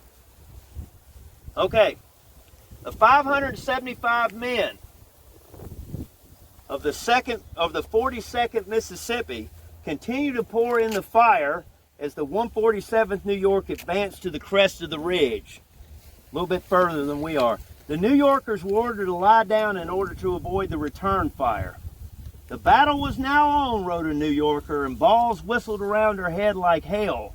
The men very soon began to fall very fast and many wounded. Smoke begins to fill the field. Hall's battery over here could not be seen. Captain Gary, Delos Gary, went down with a head wound. Captain Than Wright of K Company pounded the ground and yelling at the top of his voice at his fellow New Yorkers, he was hollering, 'Give them hell, boys, give them hell.'" Can you picture, can you feel, I should say, the adrenaline going between both sides right now? The right flank now began to bend back. This is the right flank over here. Why are those New Yorkers bending back? They're being flanked by those Mississippians and North Carolinians. All right, so what they do is they conform to the fence back along through there. But there's just not many, there's not enough of them. Okay, with the 76th New York and the 56th Pennsylvania falling back, the full thrust of Davis's men were now being directed on the 147th. So they leave first, and then the 147th is stuck out here all by themselves. You see this coming? You see it coming? What's about to happen? You want to be in a bad place on a battlefield. You got North Carolinians. I told you earlier they were wheeling at right angles to come in behind those New Yorkers. Well, guess what? Those North Carolinians just going to keep on coming. Now you got Mississippians in front, you got Mississippians on the side, and you basically got a huge regiment of North Carolinians moving in behind you. Now, they're not focused on them yet. They're still shooting out with those other 2 regiments back there. Those men are retreating into that wood line over there. They're still shooting at them. But once they drive them off, they're going to focus on this last piece of resistance that's right up here. Okay. Here come the rebels. Here comes Davis. On the 147th's left flank, CNG companies, the firing started to wane. The 2 companies advanced further to the crest. To his left, meaning over here across the railroad cut, Captain Pierce could see skirmishers advancing against Hall's battery. He ordered left oblique. What that means is, if you're firing straight ahead, left oblique means 45 degrees. Those 40 men, 50 men pivot, maybe more than that, 60 men pivot over here, and they start firing at the skirmishers. And the rebels melt back into the wheat. All right, well, Wadsworth, where's the division commander? All right, why is he not getting these New Yorkers out of this jam right here? All right, he's probably admiring his statue. This time. He does try to get them out of here. And what you're about to see, what you're about to hear, is about how a bad situation is about to get worse for these New Yorkers. Wadsworth orders a retreat, and they were sent at the same time that these 2 right regiments fall back. The messenger delivered the note to the Union Colonel Miller, but before he could say anything, he was wounded, not only wounded, but shot in the throat. He can't say anything. You can imagine the blood gurgling. I don't know where it hit him, but you can imagine you choke on your own blood in certain cases. It hits you right. He can't. Is there any worse luck you can have? And his horse, as he's sitting there, pouring blood out, his horse bore him off the field. The next in command of these New Yorkers, Major George Haney, did not know of the order. He never got the order. So what do the New Yorkers do? They keep on fighting because they don't have any orders to withdraw.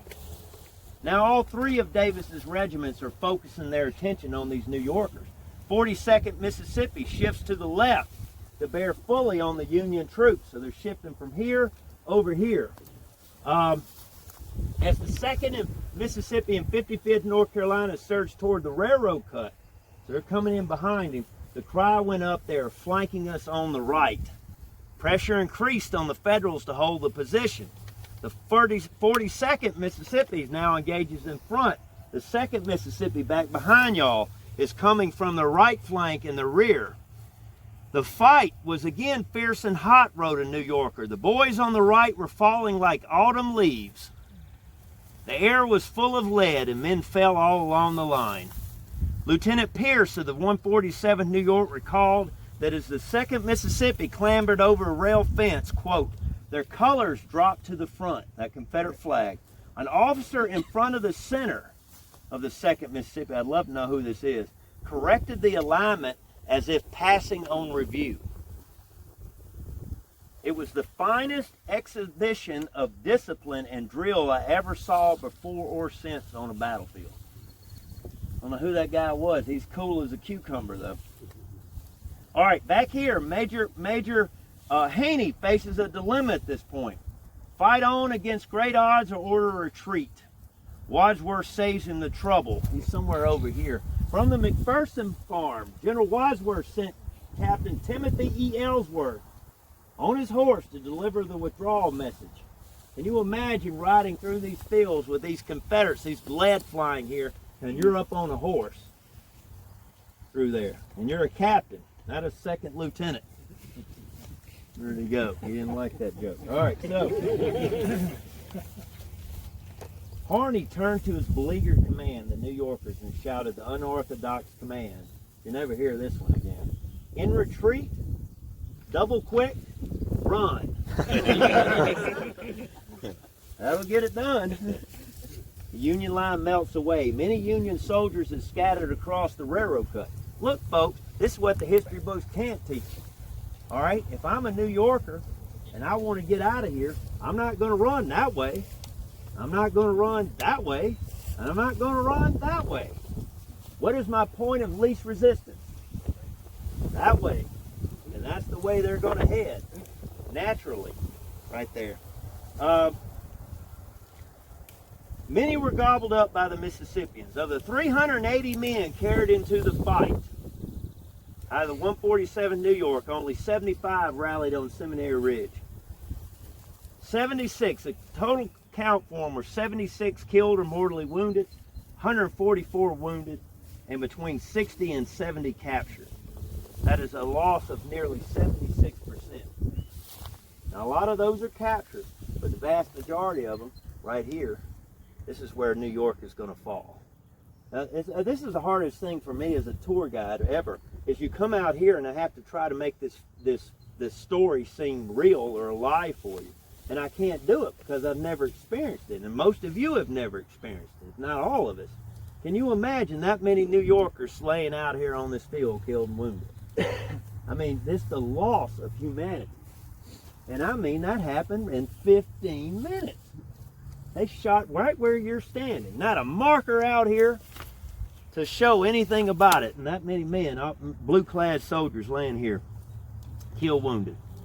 As the Confederates closed, Hall's guns are starting to withdraw. What we're going to do is I'm going to try to get you an angle. We're going to start making our way over to where our last stop is going to be at the railroad cut. What I'm going to try to do is get over here and see if we can see through this tree line, or at least see over here. So why don't we, anybody walked this field before?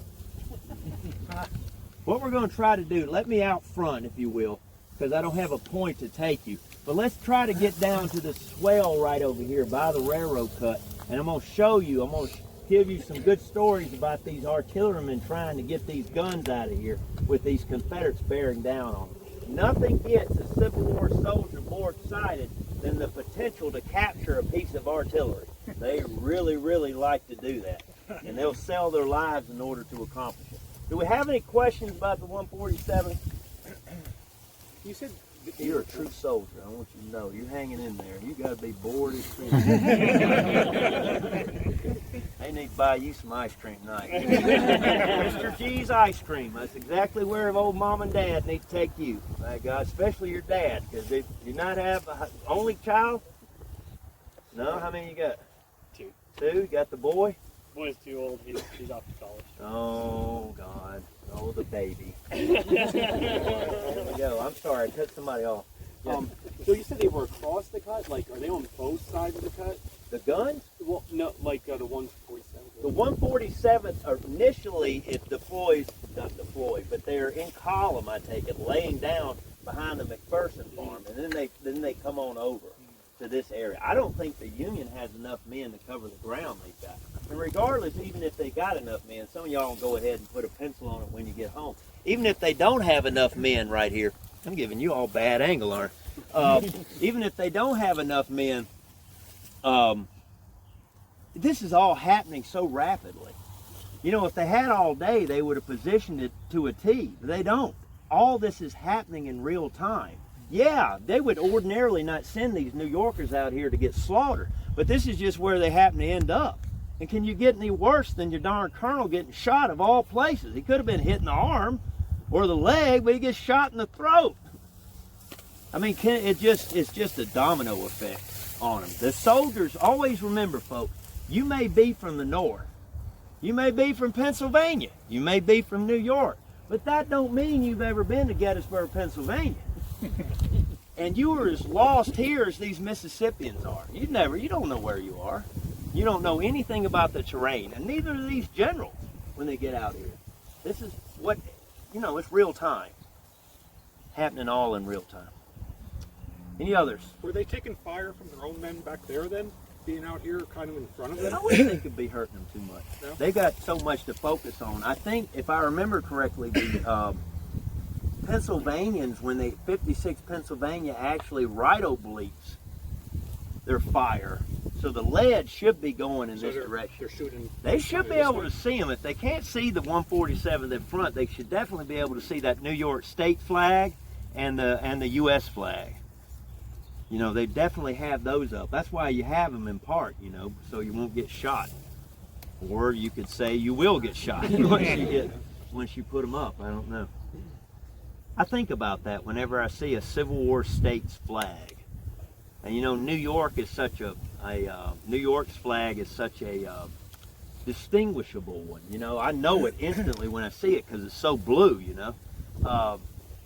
I think about that. I could be walking past the Smithsonian in downtown Washington to see all those state flags flying up there. And I'm instantly thinking, you know, oh my God, you think about that state flag was here, it was in the wheat field, you know, something like that. I know nobody thinks like that, but I still do. Any others? So when they were lying down, do we know their phones were down or up? Or you said I don't know. I don't know whether they'd be up or down. I would suppose they would constantly be up. If for nothing else, you know, there shouldn't be any problem, but for nothing else, the artillery out there, it's right there. My bottom line is, sir, I don't think they had time. All this lying down, standing up, beginning firing is all probably happening within like 5 or 10 minutes. I mean, it's so fast. They get them up here, bam, they lay down, they're on the back side. I imagine they're on the reverse side of this crest.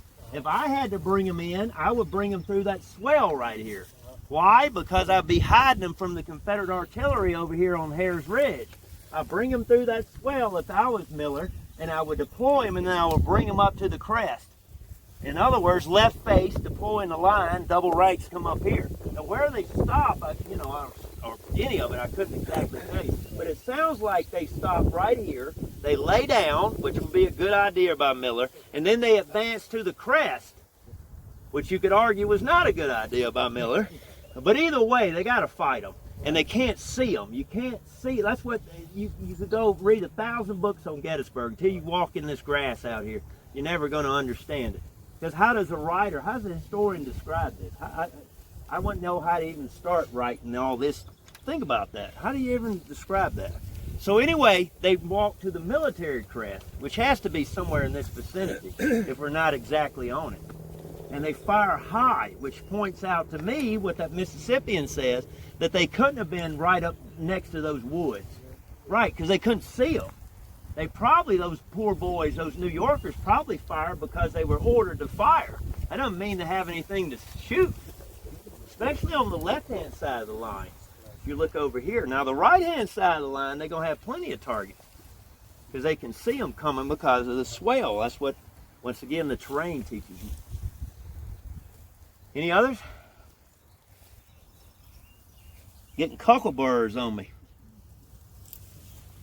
All right, I'm going to lead you down to this swell, and we're going to find out what happens to Hall's battery. One waste of tape on this part. We're going to be here a few minutes.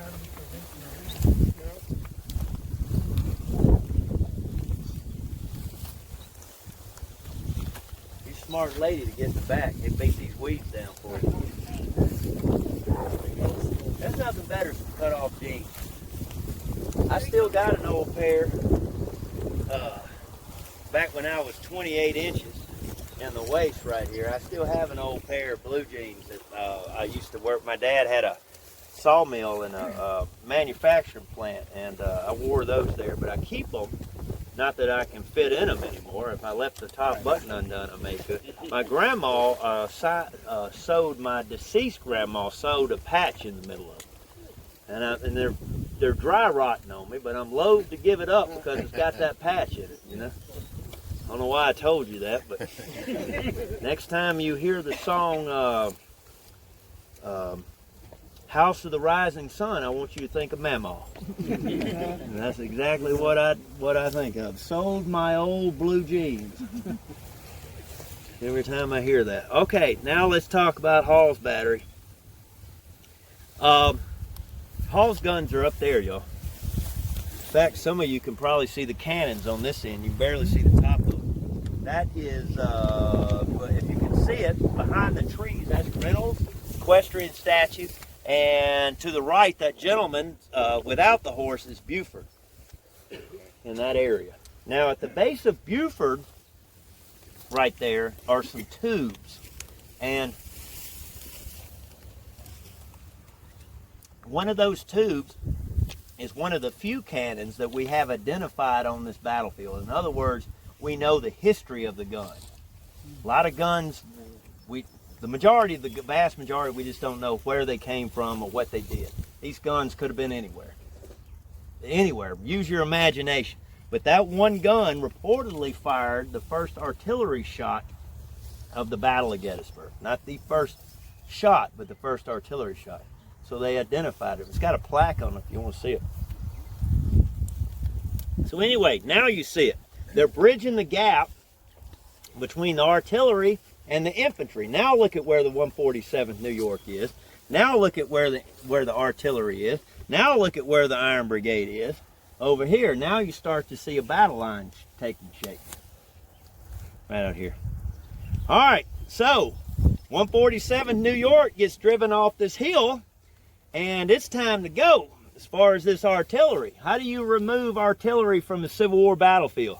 Horses. Horses.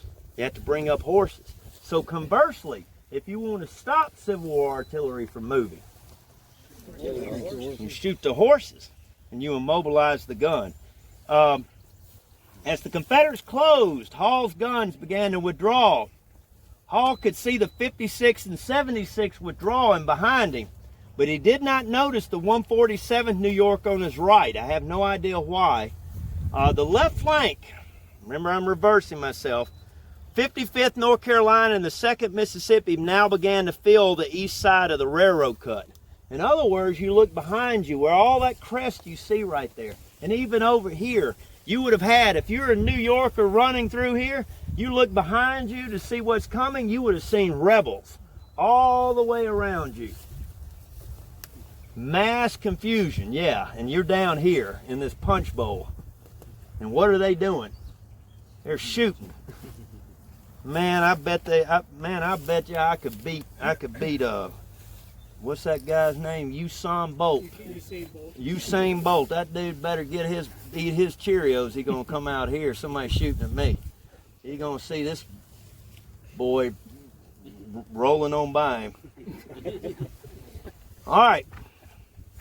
The Confederates shot down the horses as Hall's guns attempted to leave. If I had to say anything, you think something that nobody ever focuses on. You talk about a dangerous job. You shoot a horse. A horse is a hard thing to kill. That's a big animal. You know, even with the 58 caliber bullet, a lot of times it doesn't have enough oomph to it to penetrate, to hit the vital organs right there. So anyway, it'll go into a horse. Most of the time, unless it's shot in the head, it doesn't kill it. Now you think about, you got a team of 6 horses, and you pulling these guns off, and 1, 2, 3 of them get shot. What's that horse gonna do when it gets shot?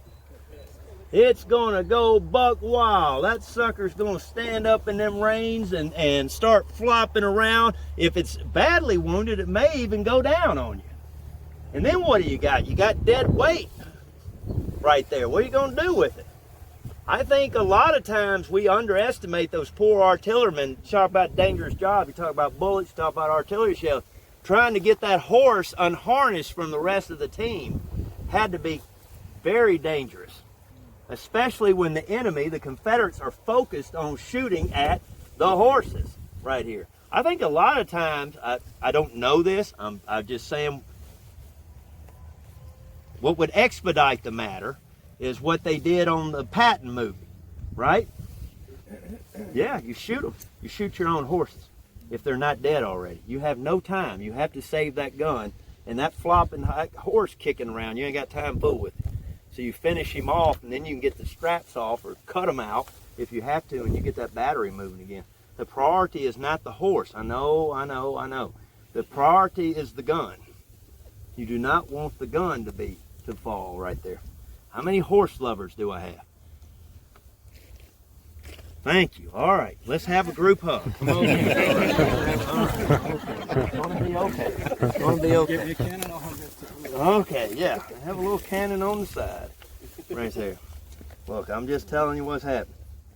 All right. Hall's guns are trying to get out. They almost made it, but the whole battery had to stop at a gap in the worm fence along the Chambersburg Pike. They couldn't jump the fence. They all had to go there at once, and guess what? According to one account, a section of guns, that's 2 guns, tried to unlimber on East McPherson Ridge. That's going to be this ridge right over here, you know, between there and the red light, I suppose, today. and the Mississippians and North Carolinians poured it in. The artillerymen dragged one piece off by hand. However, the other one was caught in the act of limbering up. What does limbering mean? That means you're hooking it to the trailer, basically. You're limbering the gun up, which is what the order was. A Mississippi lieutenant, probably a second lieutenant, placed his hand on the cannon while they're limbering it up. If you can imagine your enemy standing right there with you, he places his hand on the cannon and demands the surrender of this artillery piece. Seeing the piece about to move, he again asked for surrender, and this time he cocked his pistol and put it to the driver's head. If you can imagine. When the demand was ignored for a third time and the driver dashed off, the lieutenant shot him in the back at point blank range. However, the gun kept rolling, even though he shot that rider right there. That's how you, I don't know. That's bravery to me. I don't know what I'd do until I was in that situation. I'm not going to say what I'd do or what I wouldn't do. How'd you like to stare down a pistol and still do it? You know what's going to happen to you. I don't know if he got killed or not. Confederates managed to get in among the guns. What do they do when they get near the guns? They start bayoneting the horses.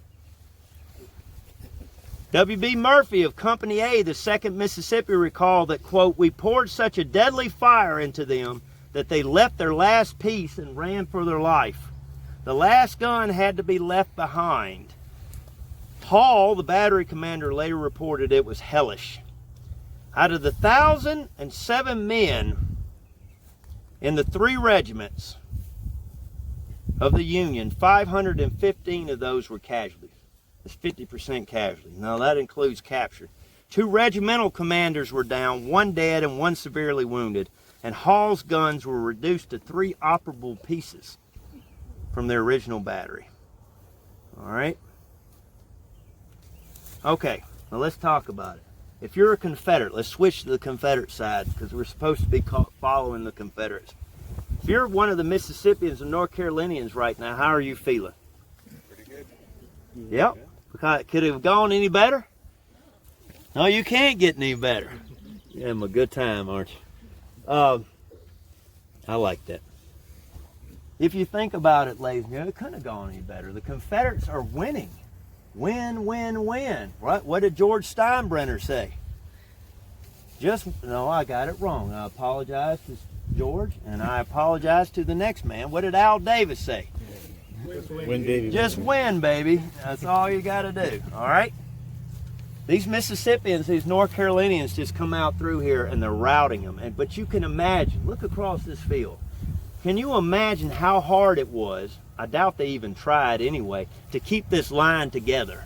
You're not having a whole regiment up among these guns. You got individuals, Mississippians, rushing out there and trying to capture them by themselves is what it sounds like. How many are with them, I couldn't tell them. But my main point is, 2 main points, is right now you are feeling victory. This is what you come to a battlefield for, right? That's why you come here. Okay? Does anybody remember? I don't know why I'm telling you this. Does anybody remember what Conan the Barbarian said was the 3 greatest things in life? Lasagna. Lasagna? To crush your enemies, to have them flee before you, and to hear the lamentations of the women. I don't know why I told you that, but that's what Conan the Barbarian said. Victory. The second thing that happens here, which you got to understand, is what has victory done to Davis's brigade? Yeah, those beautiful lines that they're marching across through here are now what? Scattered to the wind. You got soldiers all over this field. Okay? And where is Joe Davis? Where's Joe Davis? I'm not saying any brigade commander wouldn't have a hard time. And I'm not saying Joe Davis wasn't here. But we don't have any accounts of Joe Davis coming out here and trying to get control of this situation. And it looks bad. I can't imagine a brigade commander, if he's here, worth his salt. Remember, Davis is inexperienced. You got to give him that. But he's got to get out here and he's got to get control of these men. He's got to get them back in the line. Right now, they don't have them in line. The Iron Brigade has driven Archer's Brigade back, the Confederates back through McPherson's woods. And those Union infantry, the rest of Cutler's Brigade, which stretches all the way over to the McPherson barn, now has time to do what? Since the Confederates have been pushed back over here, now in turn, just like the Confederates focused on the 147th, they're going to turn and they're going to focus on these Rebs over here. You see it coming? What's about to happen? All right, let's see what we're doing here. What we got? We got a question. Yes. So, is this the railroad cut right here?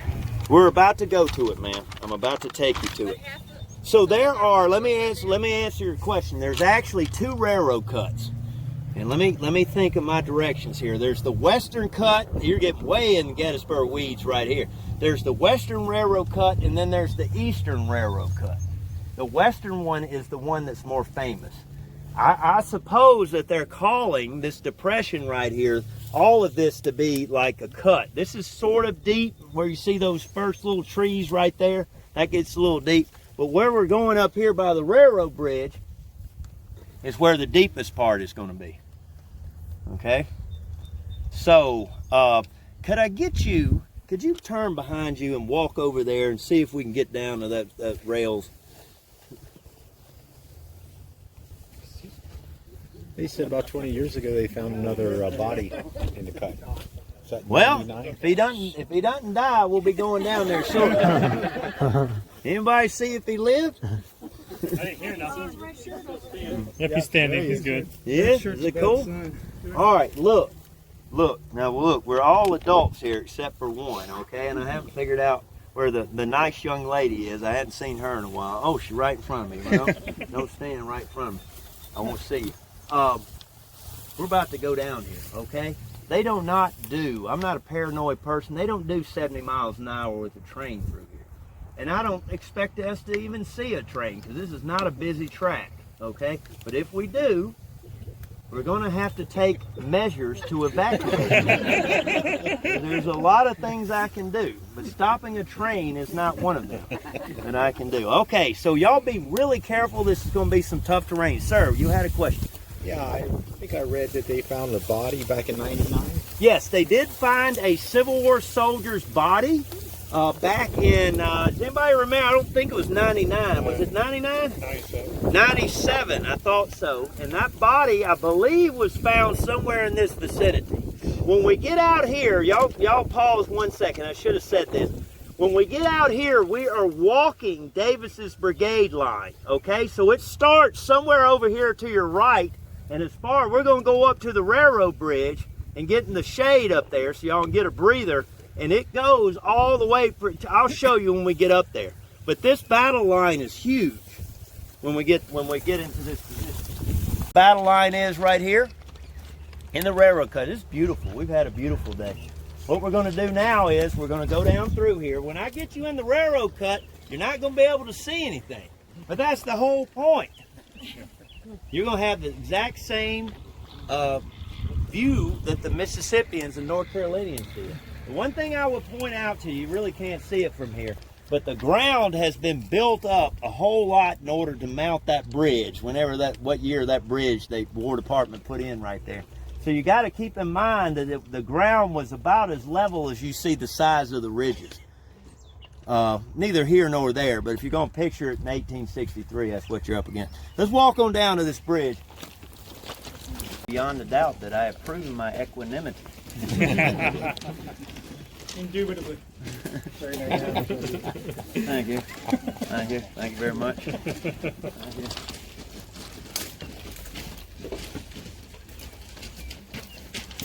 There you are. You like history? Good. You may be my boss one day.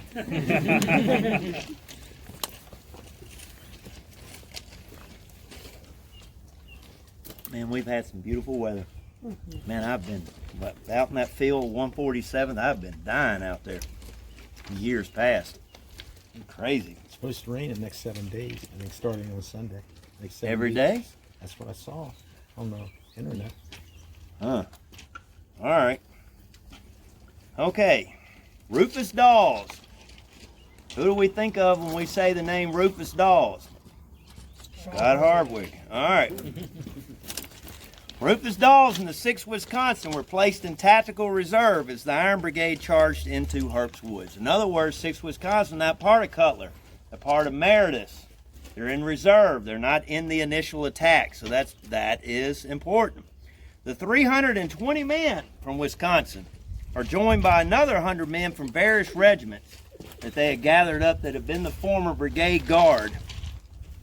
Orders were not long in coming. Directions sent to the 6th Wisconsin said, quote, move your regiment at once to the right and go like hell. Many of Davis's men were pursuing the remnants of Cutler's brigade toward town. In other words, these Yankees getting up on down the railroad right through here and through the woods and back over here. Everybody knows about the Chambersburg Pike in that area, and that's what they're focused on. The approach of the 6th Wisconsin coming from this direction toward us halted the Confederate pursuit. What do those Wisconsin men start doing to Davis's men? They start shooting them. They start shooting them down. It's not a trick question, all right? So these Confederates instantly are chasing these Yankees, and they start getting shot at from over here. What is their instant reaction? You turn to face your attacker, don't you? That's natural human inclination. And so they pivot, and they start shooting with the 6th Wisconsin. So what I'm trying to get across to you is this, if you're putting it all together, if you're a Mississippian, North Carolinian on July 1st, where are you going to go?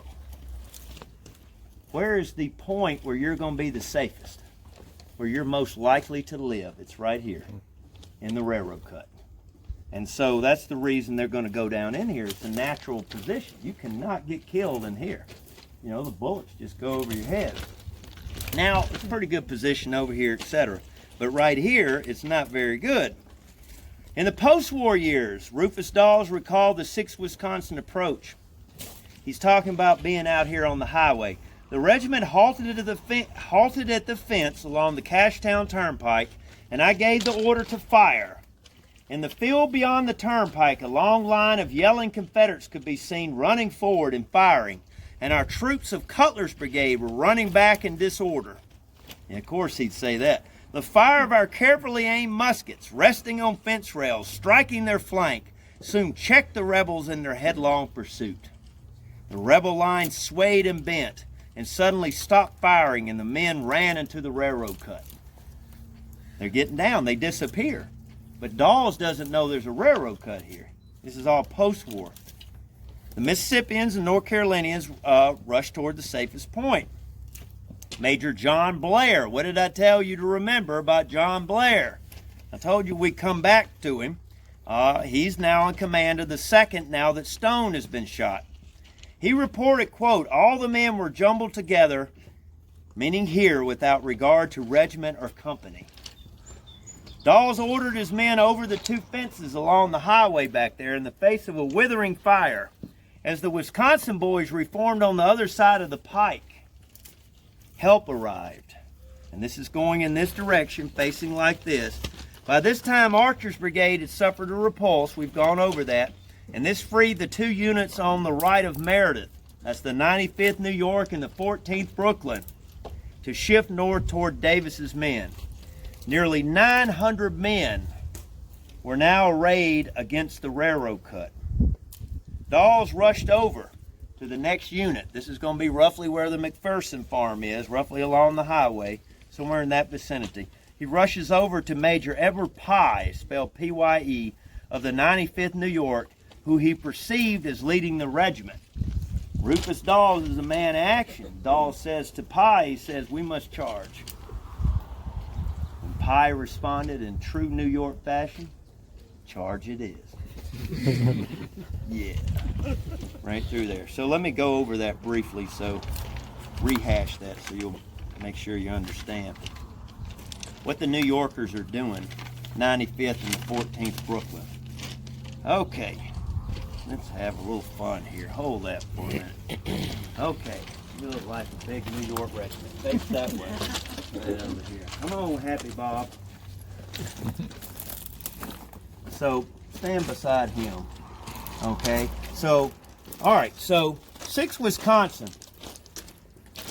is in reserve. Okay. They're laying back here. If you pass stop number 1, they're probably somewhere in the field between the seminary and the tour road. They're laying in defilade in that field. Rufus Dawes receives orders, as I've already said, to go to the right and knock the hell out of the Rebs. Dawes is facing this way. He probably forms them up into a column. He advances here, and then he deploys once again at right angles. This is along the Chambersburg Pike. He is now firing at the Mississippians. The Mississippians are pursuing the Yankees. The Yankees are not being caught in droves because they're headed on down the line. But when Dawes and the Wisconsin boys start shooting at them, guess what? The Mississippians rush down in this railroad cut. And what you need to picture is a mob down here. All disconcerted, discombobulated mob. Confederate soldiers right here. And those up here, I imagine some Confederates surely would have tried to climb this darn thing to get up there in order to shoot. It'd be a nice position in order to do that. Don't have any accounts of that, so take it with a grain of salt. But where the line, look how the wall, or the cut, the rock wall begins to get shorter and shorter on both sides. You get over here, you've got a great defensive position, a natural trench. Dawes and the 6th Wisconsin, the rehash, are up here shooting it out with these Mississippians. Now Dawes doesn't say this, but if I'm Dawes, I don't know where I am. Okay? These Mississippians just disappear. I don't know where they went. Where did they go? I don't know what happened to them. But they're firing and they're picking off my men. That is when Dawes goes over and he touches, or he communicates with, he literally touches Bob. We'll have a moment, Bob. You want to raise the camera, Bob? There you go, Bob. Thank you. Thank you. It's Yo Bob. All right, so Bob's on about every video. You just look for Bob, Bob will be there. Bob doesn't say much, but Bob will be on the video. Would you like to say anything for posterity, Bob? All right, so they're facing this way, okay? They're ordered. They're facing toward Archer's Brigade. In other words, they're between the highway and the woods, McPherson's barn and everything. Okay, they pivot. How they get there, I don't know, but they pivot next to the highway. So now we have what? 95th New York, 14th Brooklyn, and now we have the 6th Wisconsin. Now we have 900 men lined up against this railroad cut. Now the attack, I'm about to describe Dawes' attack to you. I don't know if it's worth walking down there because I don't know if you can see out of the railroad cut. So we'll probably just do it here. But Dawes, if you want to understand the Union counterattack, it takes place this way. The 6th Wisconsin is going to be the first to go. They're going to step forward, all right? And then the New Yorkers are going to follow them, like in an echelon attack. They don't all charge at once. Was it almost at once? Probably. But they're not all simultaneous as they come through here. They're feeding off each other. You know, they look to the New Yorkers, look to the right, and they're like, cha-ching, we're going forward. And so they follow because they're good soldiers. And they attack. Now, what's the problem for the Confederates down here? This great defensive position is going to turn into what? It's going to turn into a trap. All right, here's the charge. Thank you, Bob.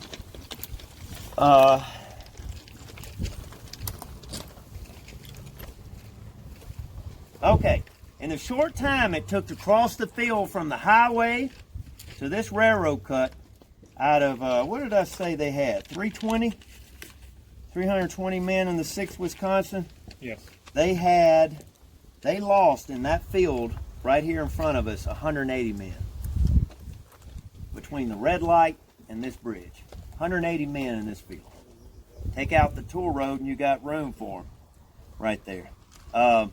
These Mississippians are not standing here idly is what the point I'm trying to get across. A few feet from the railroad cut, a fence stood along the embankment. The Wisconsin men quickly threw aside these rails, and 20 men on the far right, meaning down there where the second lieutenant's coming from, right there, are going to go across the railroad cut. You can picture it better than I can describe it, but they're going to form at right angles. What are they doing to the Confederates? They're blocking them in. They're corking the bottle on them right here. So the Rebs can't get out of here. Davis's men were in a trap. Coming up from the rear, Rufus Dawes himself heard his men calling for the rebels to throw down their arms. There is no telling how many. You talk about, well, they didn't have a Geneva Convention or whatever, but you talk about adrenaline. You just lost 180 men out of 320. I'm just putting myself in their shoes. I'm not saying it's right or wrong. I don't pass judgment on it, and I don't have any accounts of this. But if I just lost 180 men, what do you think I'm going to do when I get up there? Revenge. I'm going to get revenge is what I'm going to do. There's no telling how many of them tried to surrender and weren't allowed to as a result. I mean, that's what I'd do.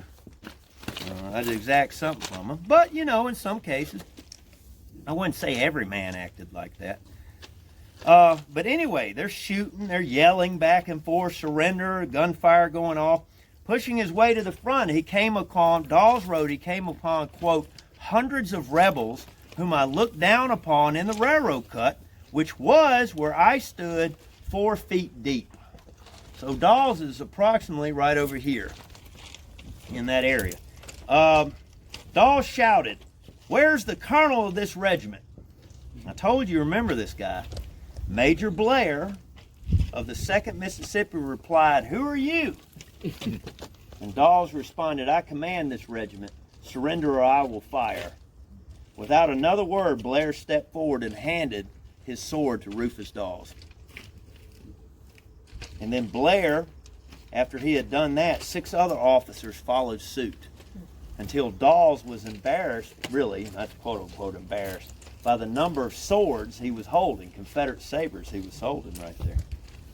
Southern infantrymen now began to drop their rifles also. I don't know if you've ever seen the sketch of that. You can look it up, but the Confederates are actually sketched as stacking their arms throughout here in the railroad cut as they're getting ready to surrender. I don't know if they ordered them to or not. Now this is why I stopped here. Simultaneously, 20 or 30 yards to the Confederate right, this is somewhere in this vicinity, a struggle began for the possession of the 2nd Mississippi flag. W.B. Murphy of Company A, 2nd Mississippi, recalled, "My color guard were all killed or wounded in less than 5 minutes. And also my colors, meaning the Confederate flag, were shot more than a dozen times, and the flagstaff was hit and splintered 2 or 3 times. Just about that time, a squad of soldiers made a rush for my colors, and our men did their duty." What's the color guard's duty? To guard the colors. They were all killed or wounded, meaning the Yankees, but they still rushed for the colors with one of the most deadly struggles that I ever witnessed during any battle in the war. They still kept rushing for my flag, and there were a dozen shot down like sheep in their mad rush for the colors. That's all happening right here in front of you. Over a dozen men fell killed or wounded. And then a large man made a rush for me and the flag. And as I tore the flag from the staff, he took hold of me and the color right here. And the firing was still going on and kept up for several minutes after the flag was ripped from my hands. That big fellow that made the dash was Corporal Francis A. Waller. And he was so big he stood at 5 foot 7 inches. But I imagine if somebody had a gun, he might as well be 8 foot. How about that? I'll give old Murphy a little bit of leeway right there. Waller seized the colors from Murphy, threw the flag on the ground. This is where you're standing. Threw the flag on the ground and stood over it, claiming that he stood here with the Confederate flag and reloaded his weapon and fired 3 separate times. Point blank range. I don't know who he's shooting, but, you know, he wants that flag. Let's just say that. He then walked over. After the firing, I imagine everybody surrendering. He then walks over to Rufus Dawes. Okay? And he's still holding the swords, Dawes is, that's been presented to him by surrendering. And Waller takes the 2nd Mississippi Confederate battle flag and he hands it over to Dawes. right there. Pretty cool. Can you imagine the elation of Rufus Dawes? I mean, with the surrender, can you imagine the despondency that's taking place in this trench? From the high that they went to in that field, you know, to the low. I mean, it couldn't have been but a few minutes. Now, this story's cool. Y'all pay attention. I know you're tired, but we almost done. Dawes, in turn, gave the flag to Sergeant William Evans. Evans, from the 6th Wisconsin, had been shot through both thighs. You talk about a painful wound. It must not have broke the joint or whatever, because he was still able to walk.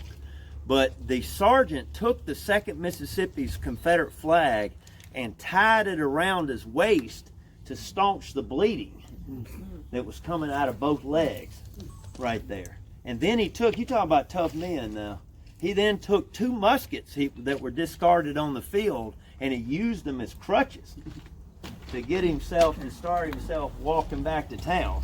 I have to imagine that it didn't hit any bones, or maybe it did. It just didn't shatter the right ones when it went through there. I imagine, though, too, it wasn't swelling yet. You know, when the injury first occurs right here, it wasn't swelling. He makes it all the way to the edge of town before he collapses and faints from the loss of blood, from him bleeding out right there. Evans was taken inside a house. A lady came out, rescued him off the sidewalk, helped him back inside, put him in the bed. And when he was placed in the bed, and he subsequently found out they had lost the battle overall, Evans is very, very worried about this Confederate flag. He begs the woman to please hide this flag, please hide it. And that lady in town takes out a penknife. He's laying on a bed. She takes out a penknife and she slices a hole into the mattress. She takes that Confederate flag and wads it up and shoves it inside the mattress, and then whip stitches it closed again. When the Confederates come in to subsequently capture the town, they come in and they find the sergeant. But what they don't find, because they're not looking for it, because they don't molest the sergeant, they ain't gonna move him. He's a wounded man right here. They're not barbarians. They don't find the flag. And so, believe it or not, on July 4th, Evans is going to return that flag to Rufus Dawes on Colts Hill. And that's the history of the 2nd Mississippi flag.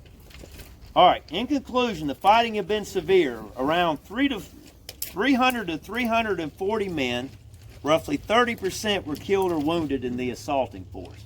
That includes the New Yorkers, if you want to add them to the Wisconsin men. So you're looking 300 to 340. As I said, the 6th Wisconsin suffered the most casualties with 180 men lost.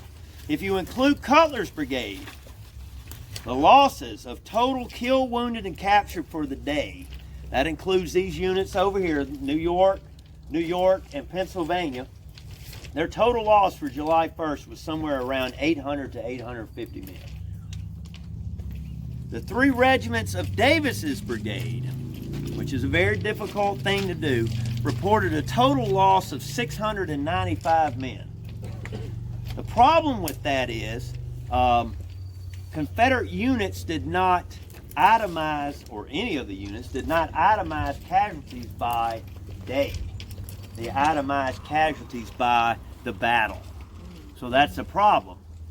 You lose 695 casualties. What happens to poor Davis's men on July 3rd? Pickett's Charge. They get put in Pickett's Charge, and they're on the left-hand side toward the Bryan farm with no cover. I mean, this is 2 days, folks, after this railroad cut debacle. Davis would later write, quote, "In this day's engagement, the losses in men and officers were very heavy. Of 9 field officers present, 9 field officers in the brigade, but 2 escaped unhurt. So 7 of them went down. In addition to Colonels Stone and Connolly, the brigade lost Major John A. Blair of the 2nd Mississippi, captured in the railroad cut, Lieutenant Colonel Maurice Smith, Major Alfred Below of the 55th North Carolina, Lieutenant Colonel Hillary Mosley, and Major William A. Finney, without an R, Finney of the 42nd Mississippi. Dawes in the 6th Wisconsin reported a capture of 232 officers and men alone. 230 men coming out of here, not counting the other regimental captures. A fair estimate of total losses on the first day of the Battle of Gettysburg for Davis's 3 regiments probably hovers around 600 men. And they are lost between the assaults here, and the vast majority are lost right here. Most of them are going to be captured. The 42nd Mississippi would have the second highest losses by any Confederate regiment. The 2nd Mississippi was 3rd, and the 55th North Carolina was ranked 9th. Let me put it to you this way. When they get ready to go on a Pickett's charge, there are the 2nd Mississippi, they have to go through, and the commanding officer at the time, whoever was left, probably a captain by then, I have to look that up, has to order the stretcher bearers, the cooks, and the musicians into line in order to try to fill out the regiment's battle formation. That's how much they lose on July 1st. And that is an indication of what a poor decision it was to even send them into Pickett's charge. Because you have cooks and stretcher bearers and so forth, usually because these men are not combatants. Can they do a job? Are they willing to do a job? Yes. They just aren't fighters. So you give them a job that they can be successful at. But now you give them a musket. Now how good you think them soldiers going to be in a charge across a field like that? The one thing I'll say in conclusion, ladies and gentlemen, is there's one person we haven't heard about being captured. Who is that? We haven't heard about him being wounded. Joseph R. Davis. Joseph R. Davis gets out of here unscathed. He was collecting firewood. That's right. I got to go over there and collect firewood, don't I? God darn it. Right here. That's too bad. Oh, well. I bet those boys getting hungry, too. I'm glad you reminded me of that. They're about to be sitting in the dark. I'm sure down, I tell you what. They can sing Dixie in the dark. They can sing Dixie in the dark, I guarantee. Yeah, well, I don't know. Not going to do it till I get there. All right. We'll see how that goes. Thank you. In conclusion, Joe Davis, on July 3rd, we don't have an account of him. We don't know where he is. We know that when Davis's brigade, the same thing sort of repeats itself 2 days later. Davis will write in his report that his line, when it got off, was crimped. You know, they were jamming against each other, and it was, you know, I don't know if you've ever been in a what do you call it? Remember the slinky or Stretch Armstrong? You know, it was just discombobulated. Davis would write that the tension in his line was relieved by the Union artillery. What? Yeah, look it up. Joe Davis's report, Battle of Gettysburg. He says, I paraphrase it, but that's basically what he said right there. Joe Davis, the only account we have of him after this is another Mississippian from Posey's brigade sees Joe Davis after Pickett's charge. And Davis is standing there. He's got his sword out of his scabbard. He's back on Seminary Ridge. And he walks up to him. The soldier does, and he says, General Davis, where's your brigade?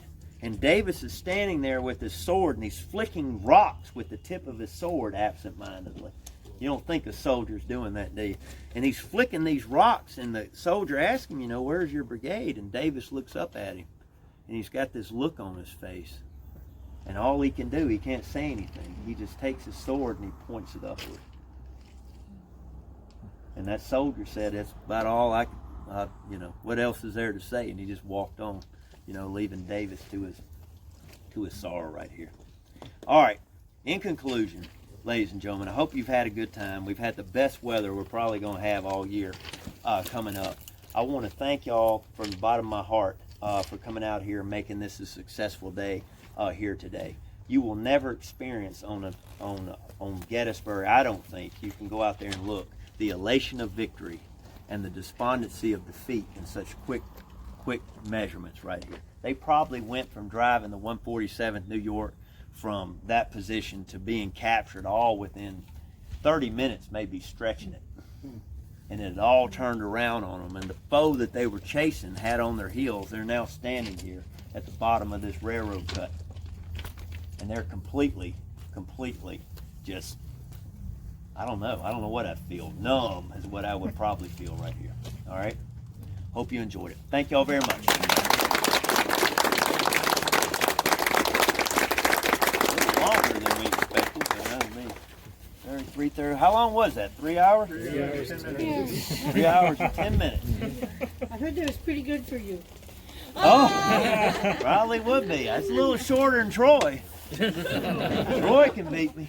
Troy would do 5 hours. He wants to. Thank you. I appreciate it. If y'all want to get out of here, I would say probably the best way for y'all to get out of here is to go this way. Yes, that gentleman right there is showing you the way. Your cars are over here behind you. If that is too steep for you, keep going down. It becomes lower and lower and lower until you can literally just step up into the field. And then you make your way back to the road. Please be careful going home.